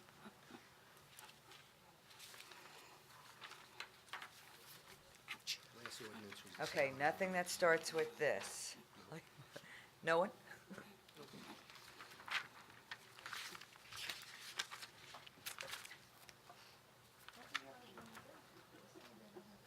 Thank you, anyway.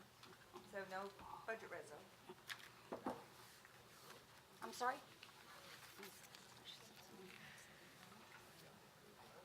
Links. Tonight's link. Check the link.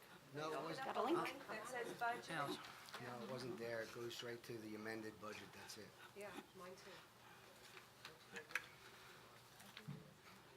John, what does your say? Same thing? It goes straight to the amended budget. That's my confusion, Tommy. Yeah, I'm also perplexed. Budget documents are in the link. Yay. Okay. They are in the link?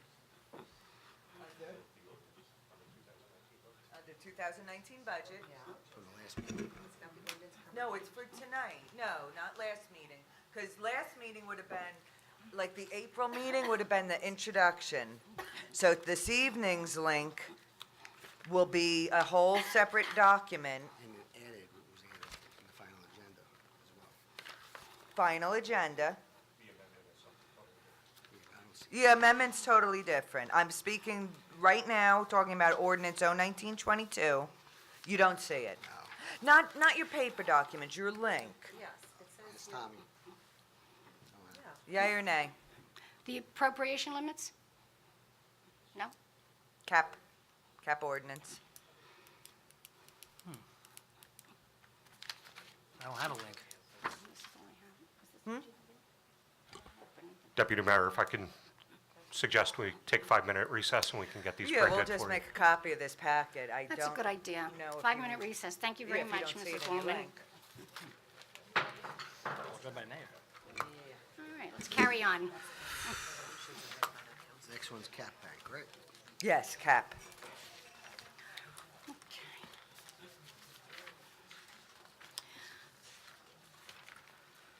Ordinance number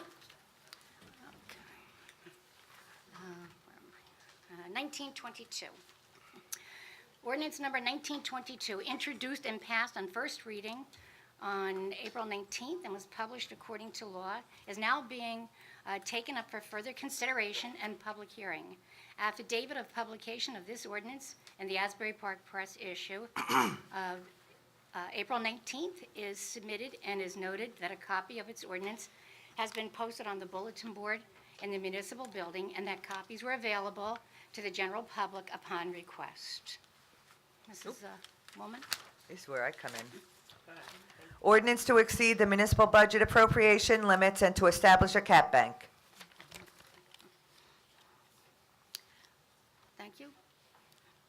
Entertain a motion? We're going to open this Oh, meeting I'm to so the sorry. public first for hearing. Yes, open to the public for this ordinance only. Anyone wishing to speak to this ordinance?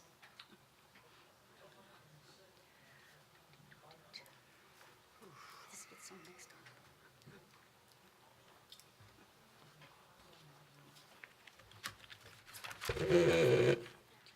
Tina Smilik, Charles Street. This is just creating a cap bank. This has nothing to do with the cap that we are using for this budget. Are we still using cap for this budget?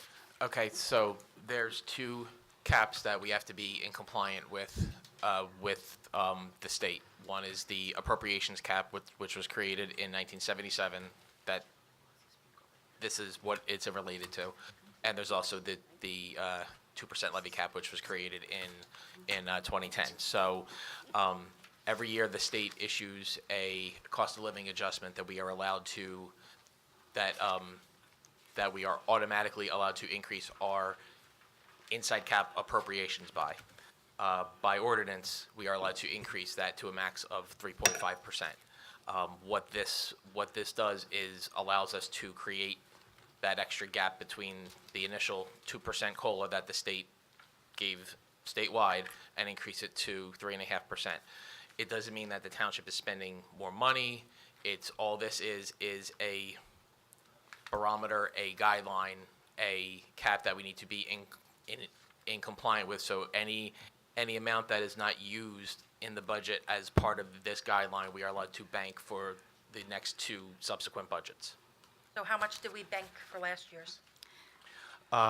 2017, there was approximately 1.12 million that was banked, and 2018, approximately 362,000. And we are currently, with this budget, under 424,000 and change That we're going to bank? that we will bank, Okay, yes. this doesn't get included into the budget where we're paying an extra 424,000, but even if we don't use it, we can just use it another year. Correct. It's, when I say bank, like, it doesn't have to, it has to do with the budget, but it doesn't. It's basically a guideline of spending. So all it does is, in a future year, it just increases if it needed to be utilized, it would increase the amount of cap allowance that we would be allowed to increase our spending. It doesn't mean that we are increasing. Have we our ever expenses. utilized it? I believe, no, We've never utilized it. Correct. And this is different from the other cap bank that was introduced to be utilized in the introduction budget. this is the same exact, this is, at the April 2nd meeting, this is the second reading as it needs to be completed by ordinance. So has to do with the appropriation cap. This is the second reading of that said ordinance that we are increasing our budget appropriation limit of inside cap of appropriations to 3.5%. Okay, so you told me that we were using 2016 and 2017 money for this year's budget at the last meeting. That's incorrect. So what are we, We, as I say, so as it currently stands, the actual 2019 inside appropriations that are inside cap are $38,901,749.66. Based on this, this ordinance being adopted, our maximum allowable inside cap of appropriations would be $39,326,306. So as I say, we are $424,000 under the maximum allowable amount. And we are taking that $424,000, and the state allows us to carry that for the next two subsequent budget years. but when we should- raise it, don't we actually put that in the budget so we have to account for it at any time, or? Not necessarily. As I said, it adds to the amount of the guideline that we have to follow. So if our spending on the inside cap appropriations increased a substantial amount, it would only be able to be increased by the 3.5% of that current year and any cap bank that would be utilized. So it really only adds to the guideline that we have to stay in compliance to. It doesn't necessarily add anything directly to the budget. Which cap bank was it that you were telling me that we were using for 2016 and 2017, or 2017 and 18 money It from? quite possibly could have been the levy cap bank. Cap bank? But as I say, we haven't used the cap bank in the last few years. This year, the budget as introduced, there was a small allowance of levy cap bank that was used. There is a proposed amendment to the budget that will decrease that amount, and the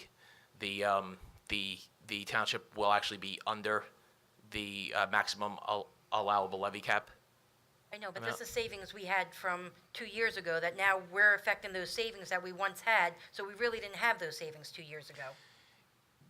If there's any cap space that is banked, it's there if we need it for the two subsequent years. Otherwise, it turns into a savings for us. it If we lapses- don't use it, it lapses off and it's a and savings doesn't for the become town. available. If we do use it, it's no longer a savings for the town. Correct. If we don't use it, it doesn't become a savings. It's only a savings that's banked for 2 years, and we are permitted to utilize it to stretch our guideline compliance in those 2 years. And if we don't use it, it lapses off and it is unavailable to the township. So we were using, on the first budget, we were using about 400,000 of prior, right? On the introductory budget? Or 300,000, 400, how much were we using on the introductory budget for our cap bank?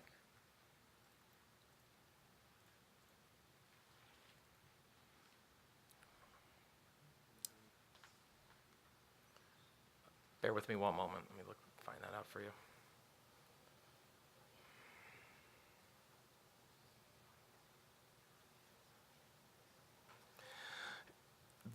As the budget was introduced, there was $246,432 of cap bank that was being utilized, but as the proposed amendment is going to be read into the record, our amount to be raised by taxation is going to be decreasing, and we will, as a result, we will not be using, there will be no need for any cap bank to be utilized on the levy cap. On the levy cap, there will be no cap bank used. Correct. Great job, council. But on this, will we be using, we're not using any cap bank on this? We are one, not we- using any capping on Okay. either of the caps, Great job. appropriation or Never levy. have, never will. So that's. Never continues say to be a never, savings. but Never- the but whole, that continues to be a the, savings. the whole reason why we adopt this ordinance is to allow us that, as I said, there have been years that the state has come in at 0.5%, 1%. This year, I believe it was 2%, and, sorry, it was 2.5%, so we are increasing it by 1% to the maximum 3.5% that we are allowed by statute. And it's always just taking that extra little bit by going up to 3.5%. It's, as I say, it only increases the guideline that we have to be It's a safety compliant net. in. It's a And safety there's net also in a savings once we year don't use where it. we might have a really bad increase in some kind of inside cap appropriation. It will help a little bit, but it's only the guideline that the budget needs to follow and be in compliance with. Okay, and this has nothing to do with the budget. We're going to talk about the budget after this, because I just want to know the different rates and all that, where we're at now. Correct. This is just commenting on the ordinance. I'll come back when you talk about it. Thank you. Okay. Anyone else with comments? Please come up.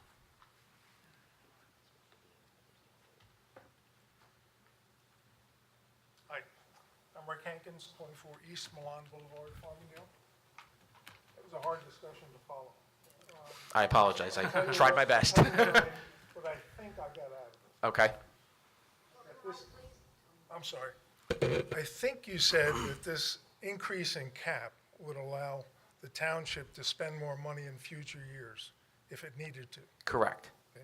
I would like to express my concern about that. I think Howell Township is one of the more heavily taxed townships already. I think tax savings are very good. I think when we get them, we should bank them, and I think we should look for savings every year, year over year. Just an opinion. Sure. As we do, the township professionals are always looking for ways to save the township money, and we are always being budget conscious. We're going to have some more discussion about that, right? I believe Thanks. so. Thank you. Anyone else wishing to speak? Seeing none? Mrs. Bowman?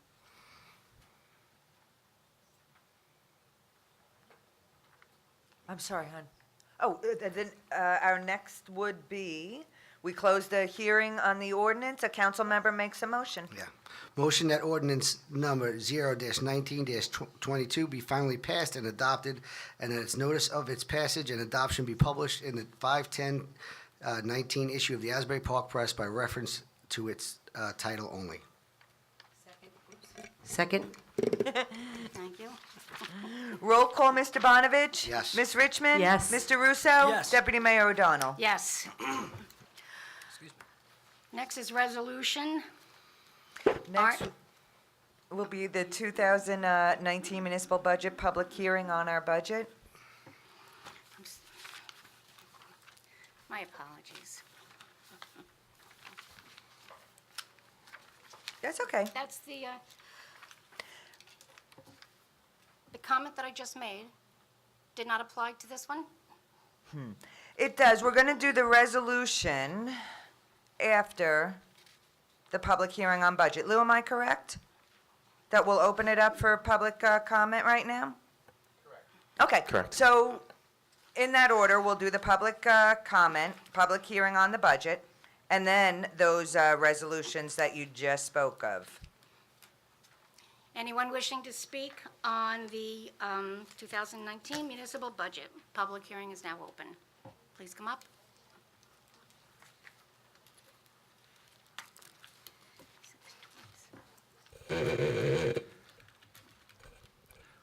Les Spindell, 46 West Da Vinci Way.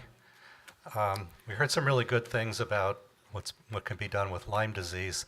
I'm begging you to do something about Howell tax disease. Just looking at the amount to be raised from taxes, in 2000, last year it was 26,800,000 in round numbers. You're proposing 28,900,000 in round numbers, an 8% increase. An 8% increase that's coming from the taxpayers. If you look at where that's going to come from, Half of that roughly is by your increase, proposed increase in the tax rate, and the other half would come from increase in ratables.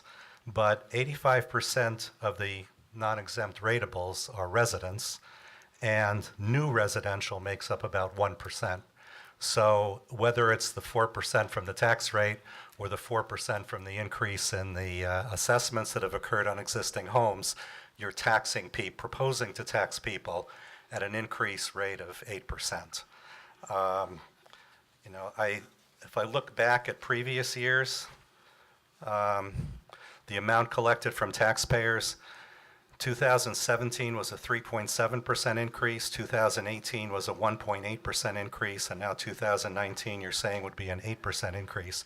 You add those together, that's 13.5% from the taxpayers over 3 years. Please do something about the costs in this budget. Do not put this kind of 8% increase on the existing homeowners of Howell. Thank you. Thank you for your comments. Anyone else wishing to speak? Please come on up.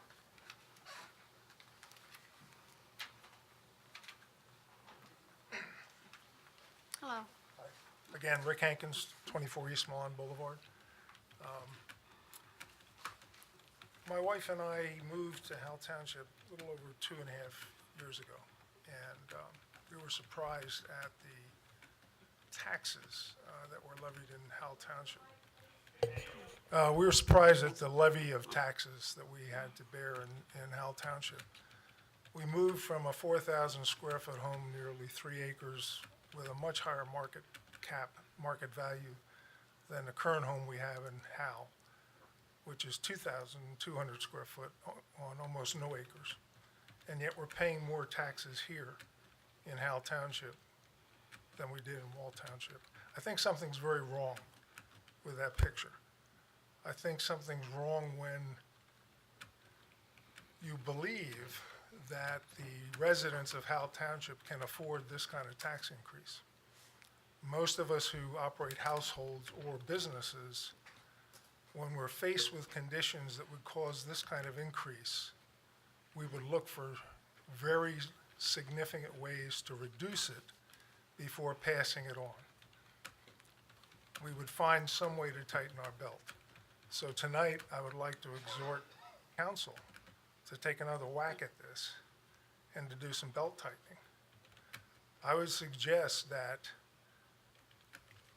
and I've seen it work before, I would suggest that at some point, a task force involving a member or member of the council, your town administrator or manager, whoever actually sets the budget, and a few selected individuals from the population of Howell Township who've had experience in knowing how to handle these kind of cost escalations and reduce them, come together and go through the line item budget one at a time.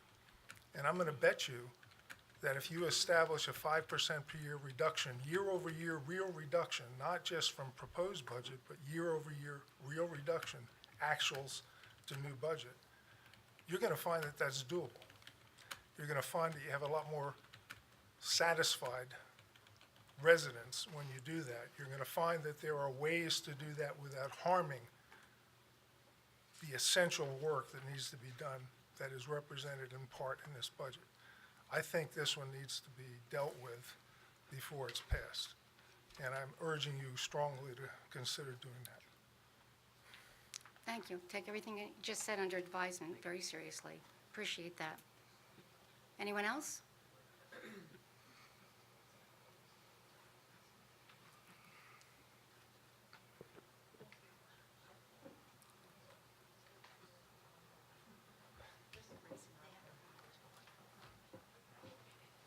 Sandra Solly, Birdsall Road, Farmingdale. I just want to ask a question. Under miscellaneous revenues, it says cable TV franchise fee, $330,000. Is that money that we get back for having a TV station in town? That's income to us, $330,000, right? That's correct. Okay, that's it. Thank you.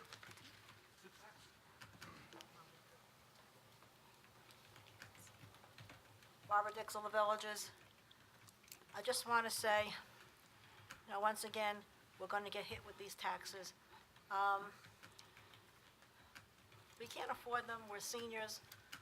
In addition to this atrocity, we pay 73% of our property tax to the schools. It's getting impossible to live, but you're gonna have to understand something. You're driving the people out of Howell. We can't live here. You're gonna drive people out of Howell, out of their homes that they've been here for years, and who enjoy living here, but people who can't afford it, and people on senior citizens who are on fixed incomes and barely make it as it is from day-to-day expenses, can't pay the bills. You're driving people out. When are you gonna understand this? When is this town gonna get it straight? Please. Thank you. Thank you, Mrs. Dixell.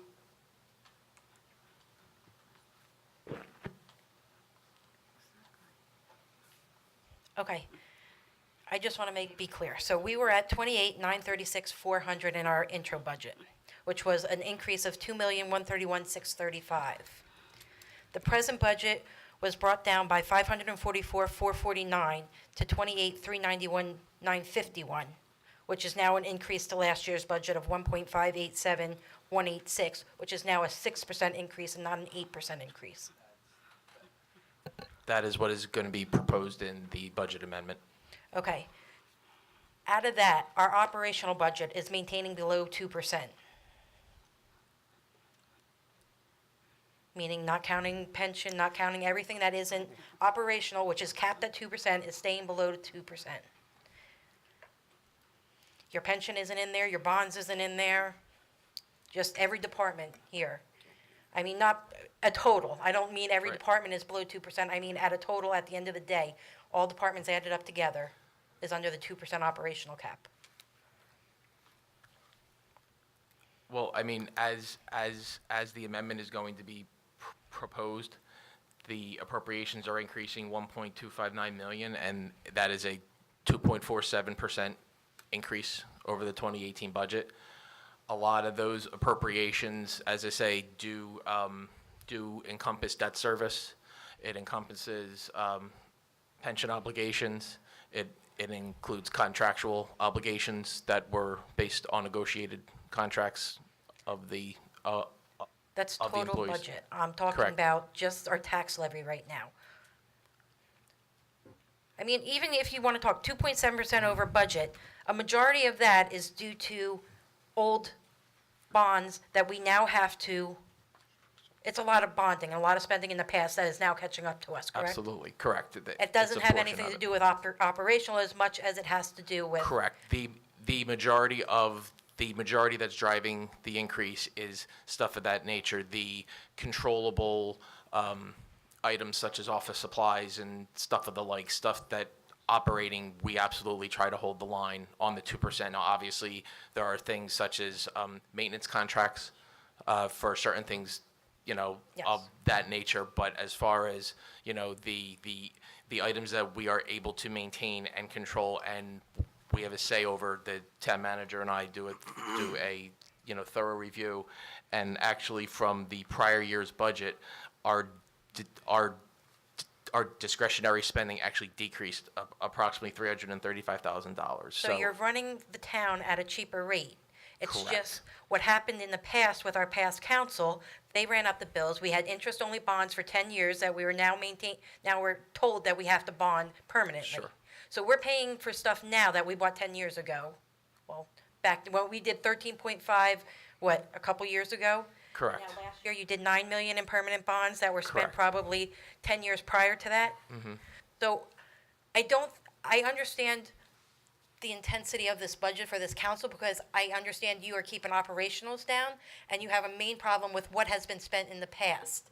I think what the focus needs to be kept on is how you're going to spend in the future. How can we pay these bills on time instead of carrying them for the next generation and the next council and the next council? You guys are getting burdened with something that was given to you from 10 years ago, from 15 years ago.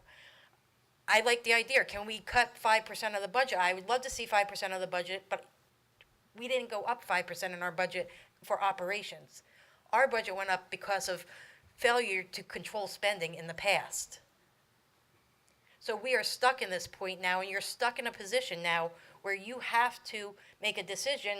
Now, can we cut services? That's what it's going to cost. We're going to have to cut services if we do this. If we want to cut 5%, we're going to have to cut employees. We're going to have to cut. We won't go into salary raises and all that because that should be minimized. But I think a lot of people need to know, and I've been saying this for a long time, our bonds are out of control. Our outstanding spending is out of control. You are at a point now that you need to focus on the capital. I don't know if you're bringing up capital now.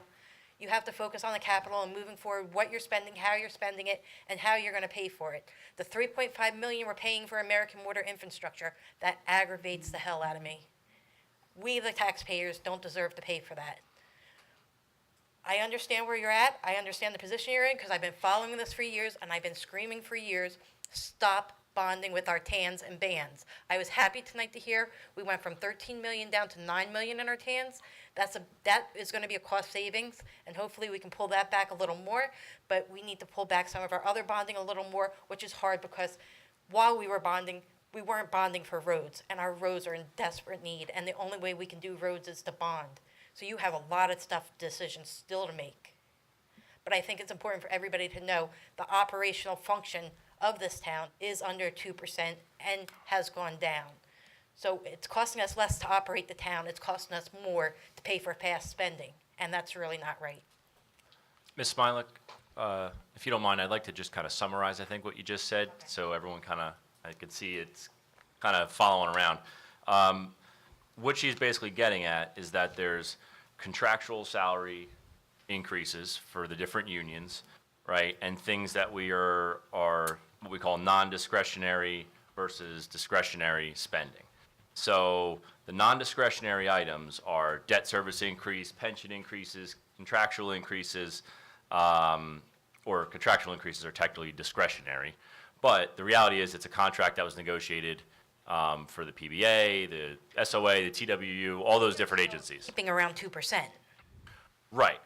But in the operations portion where we're saying we have to look at the line items and go through and, the township manager, the council, myself, Mr. Palazzo, we've gone through and cut what department heads have requested. We've gone through everything and said, do you really need that? No, cut it out. Okay, so those numbers, to reiterate what Mr. Palazzo had said earlier, that discretionary spending is down $335,000. We cut $335,000 of line items where a department head said we needed this, and they said no. Okay, so it's just, we understand where people are coming from saying that, we need to cut spending. I mean, people live here too. We all pay taxes no matter where you're at, right? So we get it. We're trying to do the best we can to cut some of that discretionary spending. The problem you bring up is all infrastructure improvements, right? So your infrastructure improvements are your bonds that we're talking about. And you're saying that the previous councils have left them with the bond information, and you're right. But everybody wants their road paved.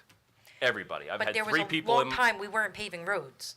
You went through like 6 years where no roads were being paved. You're behind now, and you're trying to play catch up. Right, but if we had paved that, we would have been paying the same amount. Yes, but okay? if we paid it then, we would have been less owing now. We're paying. Well, it depends on how long you kick the can down the road. Yeah, you have. Right, so. And they kept kicking it down. But the We haven't reality stopped is, kicking it down the road. you were 100% right, and we currently have 25 million in. Roughly almost 26 million. 26 million in bond anticipation notes, which is basically stuff we're going to have to bond in the future. But our roads are still failing. We still need to pave more roads.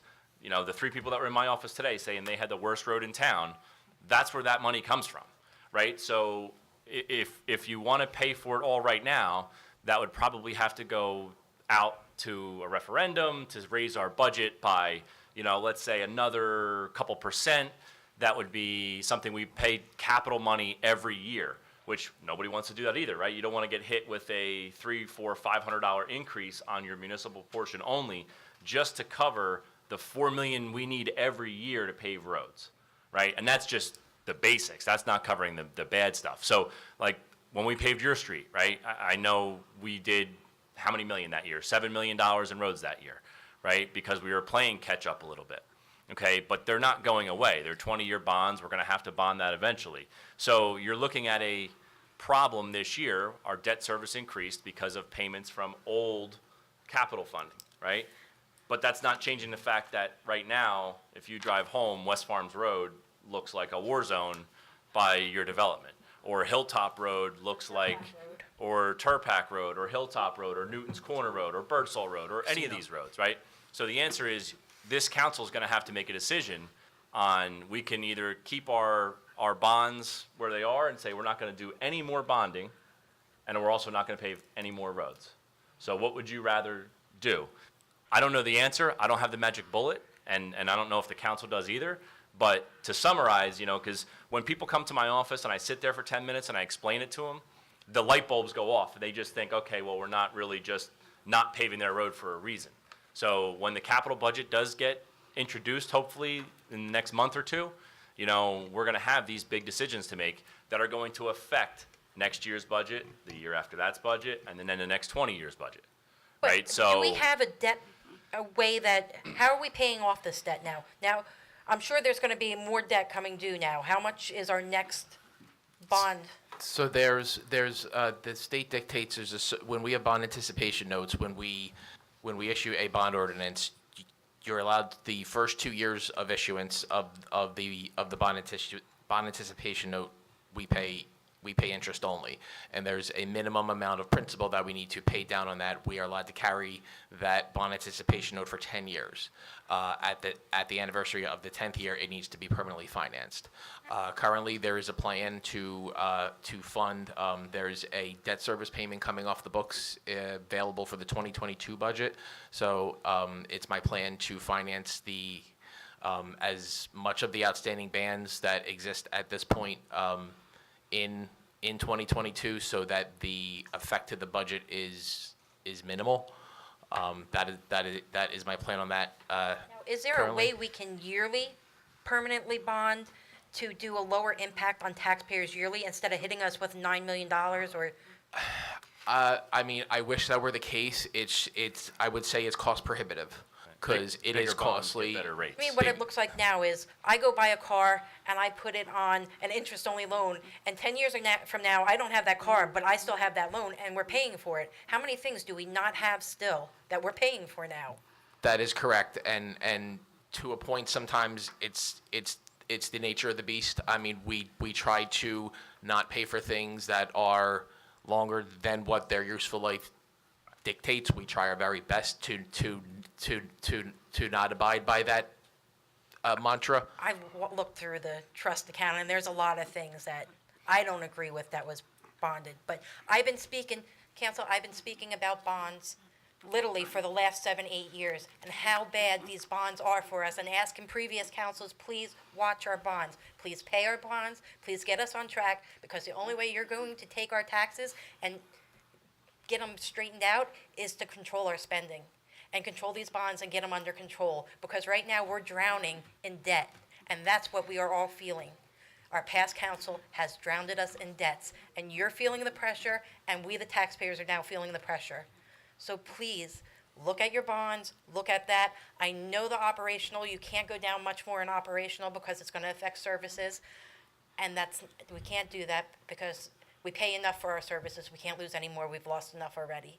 So please, these bonds are important. Just pay attention. Don't put us in a position that they did. Leave our children and our next generation and the next council in a better position than the last council left you. Thank you. Thank you.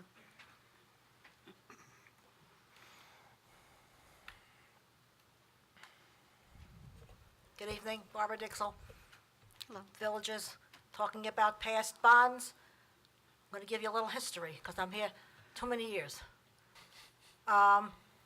Years ago, a past mayor, I was the only person left in Town Hall on Preventorium Road at 1 o'clock in the morning when the mayor banged the gavel and bonded $150,000 to buy the Harms Pinnacle site.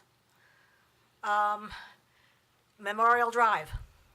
I was there at Ramtown Greenville School when the mayor said he found $750,000 in the capital budget to build Memorial Drive. No, he didn't. He took $750,000 out of the sewer fund to build Memorial Drive. Then they gave the people who pay the sewer fund a refund because they had a surplus of $2 million.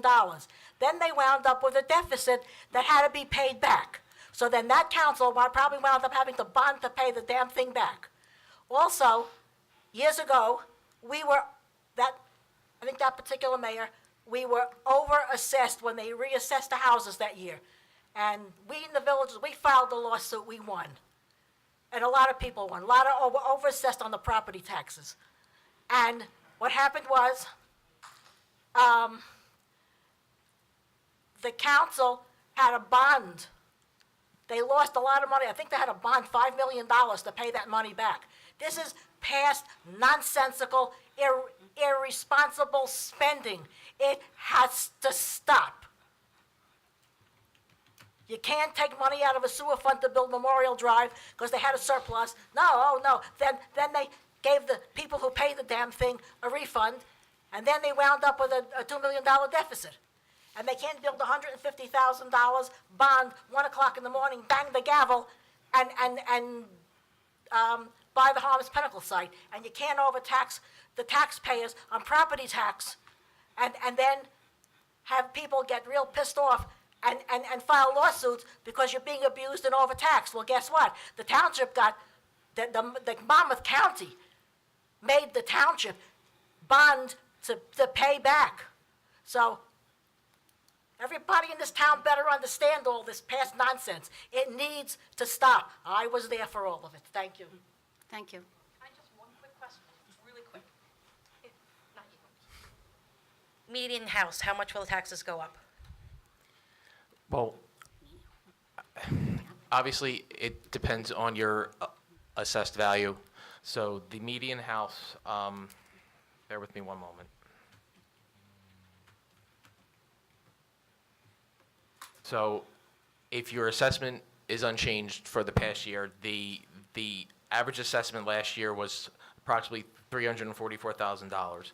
If your assessment is rather unchanged, it could potentially be, based on the amendment that's going to be read into the record, approximately $24 $24 for the year. for the year for the municipal portion only. The municipal portion, If okay. your assessment did, as we are part of the Monmouth County Assessment Demonstration Program, we are to assess at 100% market value every year.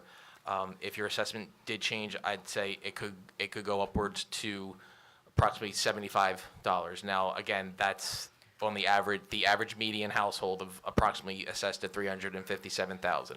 Obviously, there are houses that are valued higher than that, lower than that in the township. So it's very hard to say here's how it can affect you right here and right now, but based on the median, So that's introductory, we were at $50 per year, we're now down to $24 per year. based on the amendment that's going to be read So in the the cuts that record. were made cut the increase in half. Correct. Okay, thank you. Anyone else wishing to speak?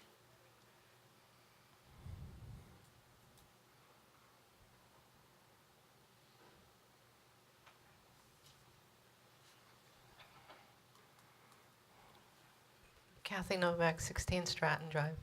Something that I was just thinking about, things that come up that you have no idea that it's going to happen. And I think Jim Herman can talk a little bit about this. The DEP required Howell Township to put in a dam at Bear Swamp Pond or Lake, and it was over $500,000. So I was just wondering who paid for that. Where do we get the money for that? We bond for it. We bond for it as a capital improvement, just like we do for roads or dredging of Aldrich Lake or any improvements to buildings. It's all capital funding. So that's another, I'm sure that was something that was anticipated. It was anticipated in 2017's budget, I believe. In 2017. Correct. But because the DEP came in and said it had to be done, Correct. we had to bond for it. So things like that come up, we don't know what's going to happen, what's going to be before us in the future, So I don't know. And as Mr. Herman said, these capital projects, they were allowed to amortize the cost so that you have a minimal impact on the budget each year. As Mr. Herman said, as as much as I would love to pay current cash for a $2 million road program, that would also be devastate, you know, as I said, about a 3 or 4 cent increase on that alone to the tax rate and to the residents. We're paying cash for it, not borrowing it, and paying financing costs on it. So it's either pay now or, you know, pay now or pay over the course of time later, similar to how you mortgage your home, car payment, stuff of that nature. But we are allowed to amortize the cost so that each year it's a minimal incremental impact. I guess what I'm trying to say is, like, you do your budget, you have this plan, but you don't know what's coming. You know, there's all these unknowns that are just, you know, and then you have to bond for it, I guess. Well, we haven't done any emergency bonds or anything of a real emergent nature in Correct. I think years. the So last these one are we- all planned for as Correct. we know they're coming. I think the last note we issued was Hurricane Sandy. There was, I think, the tax appeal note, but you know, depending on the size of the emergency, the nature of the emergency, we haven't issued anything like that lately. But as Mr. Herman said, certain things like the Bear Swamp Dam that we are made aware of, we can put it into a, you know, capital improvement program based on the timing that we know about it. Thank you. Thank you. Anyone else wishing to speak? Seeing none, close the public portion. Mrs. Wallman? Okay, next is Resolution R-19-160, 2019 municipal budget, read by title only. Lou, is there any information you care to share with us?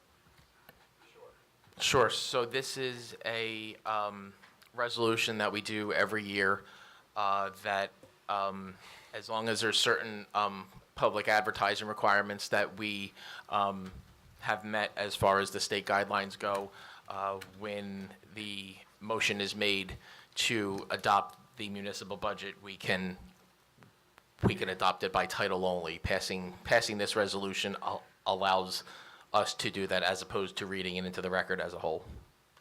So we just need a motion and a second, is that correct, Lou, with the roll call? That is correct. Okay. So can I have a motion to accept the budget resolution? I'll make a motion to accept the budget resolution. Second? Read by title only. Read by title only. I'll second. Roll call, Mr. Bonovich? Yes. Ms. Richmond? Yes. Mr. Russo? Yes. Deputy Mayor O'Donnell? Yes. Next, Resolution 1961, the budget amendment. Lou, would you like to make any comments based on this? If you don't mind, Deputy Mayor, I would like to read the resolution into the record. In speaking with the town manager, town deputy manager, there were adjustments made to the budget. There was a reduction in the reserve for uncollected taxes. There was an increased amount of utilized surplus that's going to be used on the revenue side. There was an increase of anticipated revenues of uniform construction code fees.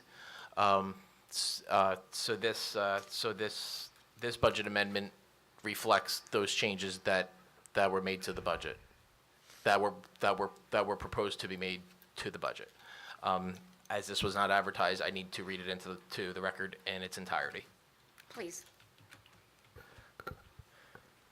Resolution of the Township of Howell, County of Monmouth, State of New Jersey, amending the 2019 municipal budget of the Township of Howell pursuant to NJSA 40A:4-9. Whereas the Council of the Township of Howell introduced its 2019 municipal budget on April the 2nd, 2019, and whereas a public hearing on said budget has been advertised on May 7th, 2019, and whereas NJSA 40A:4.9 permits the Township Council to amend the public after the public hearing, and whereas it is determined to be desirable or necessary to amend said budget. Now therefore be it resolved by the Council of the Township of Howell, County of Monmouth, State of New Jersey, not less than a majority of the full membership thereof affirmatively concurring, that the following amendments to the 2019 municipal budget be made. Current fund anticipated revenues. General revenues. Item 1, surplus anticipated, from $5,800,000 to $6 million. Item 3, miscellaneous revenues, Section A, local revenues. Interest on investments and deposits, from $275,002.14 to $275,002.29. Uniform construction code fees, from $1,050,000 to $1,150,000. Total Section A local revenue includes total of Group 3 items from Sheet 4, from $5,269,002.14 to $5,369,002.29. Item 3, miscellaneous revenues, Section F, special items of general revenue anticipated with prior written consent of the Director of Local Government Services. Public and private revenues offset with appropriations continued. Body armor replacement fund, from $0 to $8,689.88. Emergency Management Agency Assistance Grant, from $0 to $10,000. Department of Transportation Municipal Road Aid, sponsoring Howell Road, from $0 to $250,000. Total Section F, special item of general revenue anticipated with prior written consent of the Director of Local Government Services, public and private revenues, from $174,301.86 to $442,991.74. Summary of revenues. Item 1, surplus anticipated, from $5,800,000 to $6 million. Item 3, miscellaneous revenues, total Section A local revenues, from $5,269,002.14 to $5,369,002.29. Total Section F special items of general revenue anticipated with prior written consent of the Director of Local Government Services, public and private revenues offset with appropriations, from $174,301.86 to $442,991.74. Total miscellaneous revenues, from $15,464,050 to $15,832,740.03. Item 5, subtotal general revenues, items 1, 2, 3, and 4, from $23,364,050 to $23,932,740.03. Item 6, amount to be raised by taxes for support of municipal budget. Item A, local tax for municipal purposes, including reserve for uncollected taxes, from $28,936,400 to $28,391,951. Total amount to be raised by taxes for support of municipal budget, from $28,936,400 to $28,391,951. Item 7, total general revenues, from $52,300,450 to $324,691.03. Current fund appropriations. Item 8, general appropriations. Item A, operations excluded from caps. Public and private programs offset by revenues. Body armor replacement fund, other expenses, from $0 to $8,689.88. Emergency Management Agency Assistance Grant, other expenses, from $0 to $10,000. Department of Transportation Municipal Road Aid Program sponsoring Howell Road, other expenses, from $0 to $250,000. Total public and private programs offset by revenue, from $508,041.86 to $776,731.74. Total operations excluded from caps, $1,588,725.86 to $1,857,415.74. Detail other expenses, from $673,741.86 to $942,431.74. Item H-2, total general appropriations for municipal purposes excluded from caps, from $10,134,138.86 to $10,402,828,074. $10,402,828.74. Item O, total general appropriations excluded from caps, from $10,134,138.86 to $10,402,828.74. Item L, subtotal general appropriations, items H-1 and O, from $49,048,888.52 to $49,317,578.40. Item M, reserve for uncollected taxes, from $3,251,561.48 to $3,007,112.63. Item 9, total general appropriations, from $52,300,450 to $52,324,691.03. Item 8, general appropriations, summary of appropriations. Item A, operations excluded from caps, public and private programs offset by revenues, from $508,041.86 to $776,731.74. Total operations excluded from caps, from $1,588,725.86 to $1,857,415.74. Item M, reserve for uncollected taxes, from $3,251,561.48 to $3,007,112.63. Total general appropriations, $52,300,450 to $52,324,691.03. Be it further resolved that 2 certified copies of this resolution be filed forthwith in the office of the Director of Local Government Services for certification of the local budget so amended.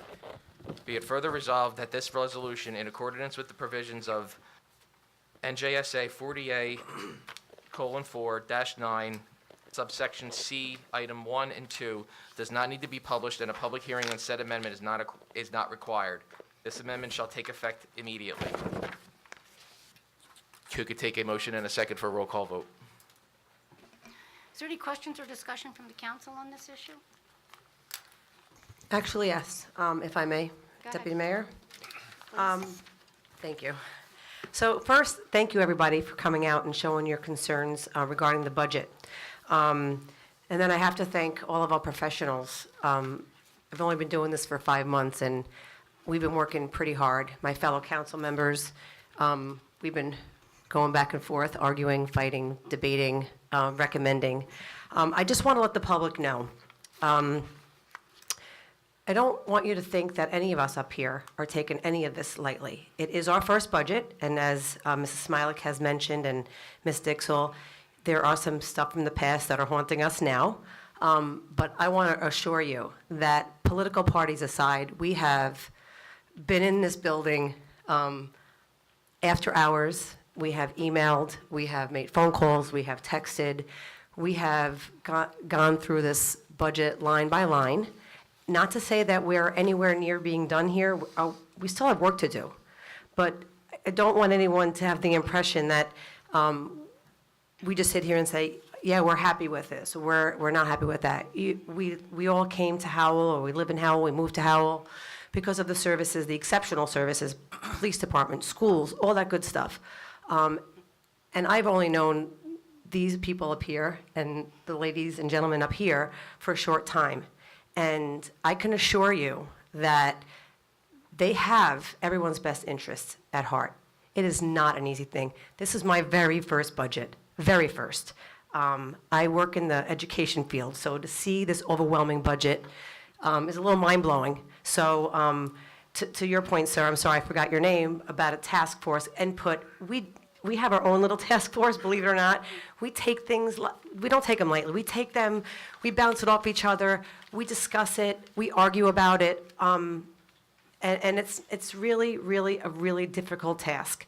And I just really have to emphasize over and over again that the professionals are really doing a great job in getting this as low as we can get it without, at the expense of your taxes being raised. We are still working. Please remember that. We take all of your input, we talk, and we have our work to do, but I just want to make sure everyone out there understands that this is just not something that we say willy-nilly, yeah, let's just do it, let's just pass it. It's just that easy. It's really not. It's really, really not. It's a very, very hard thing to do, especially when you have families and children and lives and stuff to do. And we make the time for this, and I know that you guys all up here feel the same way, and thank you, everybody, for really taking this seriously and giving it the time it deserves. Thank you. Thank you, Councilwoman Richmond. Entertain a motion? I'll make a motion. Second. Mrs. Woolman? Roll call, Mr. Bonovich? Yes. Ms. Richmond? Yes. Mr. Russo? Yes. Deputy Mayor O'Donnell? Yes. All right, that brings us to unfinished business. Do we have Eddie?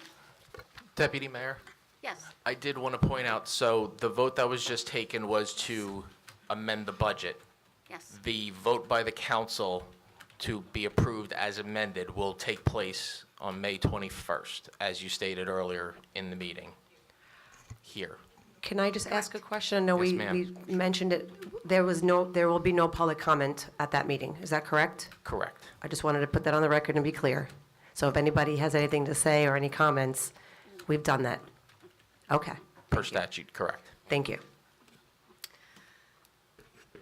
And that's the end of unfinished business. All right. I would like to say that along with Limes Month, we also have National Military Family Month, which is something I take very seriously. Memorial Day is around the corner. We do have one more meeting prior to that. But of course, Farmingdale every year has a lovely Memorial Day parade, and it will be held that Monday. Wishing everybody a nice Mother's Day. I'm hoping I have one myself. Let me tell you that our next regular meeting is Tuesday, May 21st, executive session 6:30, regular meeting 7:30. It's also Student Government Day, so it'll be a very nice meeting. Kids will be here running the meeting for a while, and then we'll take over. But as usual, school system does a great job. We try to make it fun for the kids, but also very educational. Does anyone have anything to offer or to add? Happy Mother's Day, everybody. Not this time, thank you. Okay, thank you. Motion to adjourn, please. I make a motion to adjourn. Second, please. A second. Mrs. Woolman? Roll call, Mr. Bonovich? Yes. Ms. Richmond? Yes. Mr. Russo? Yes. Deputy Mayor O'Donnell? Yes. Thank you very much, and good night.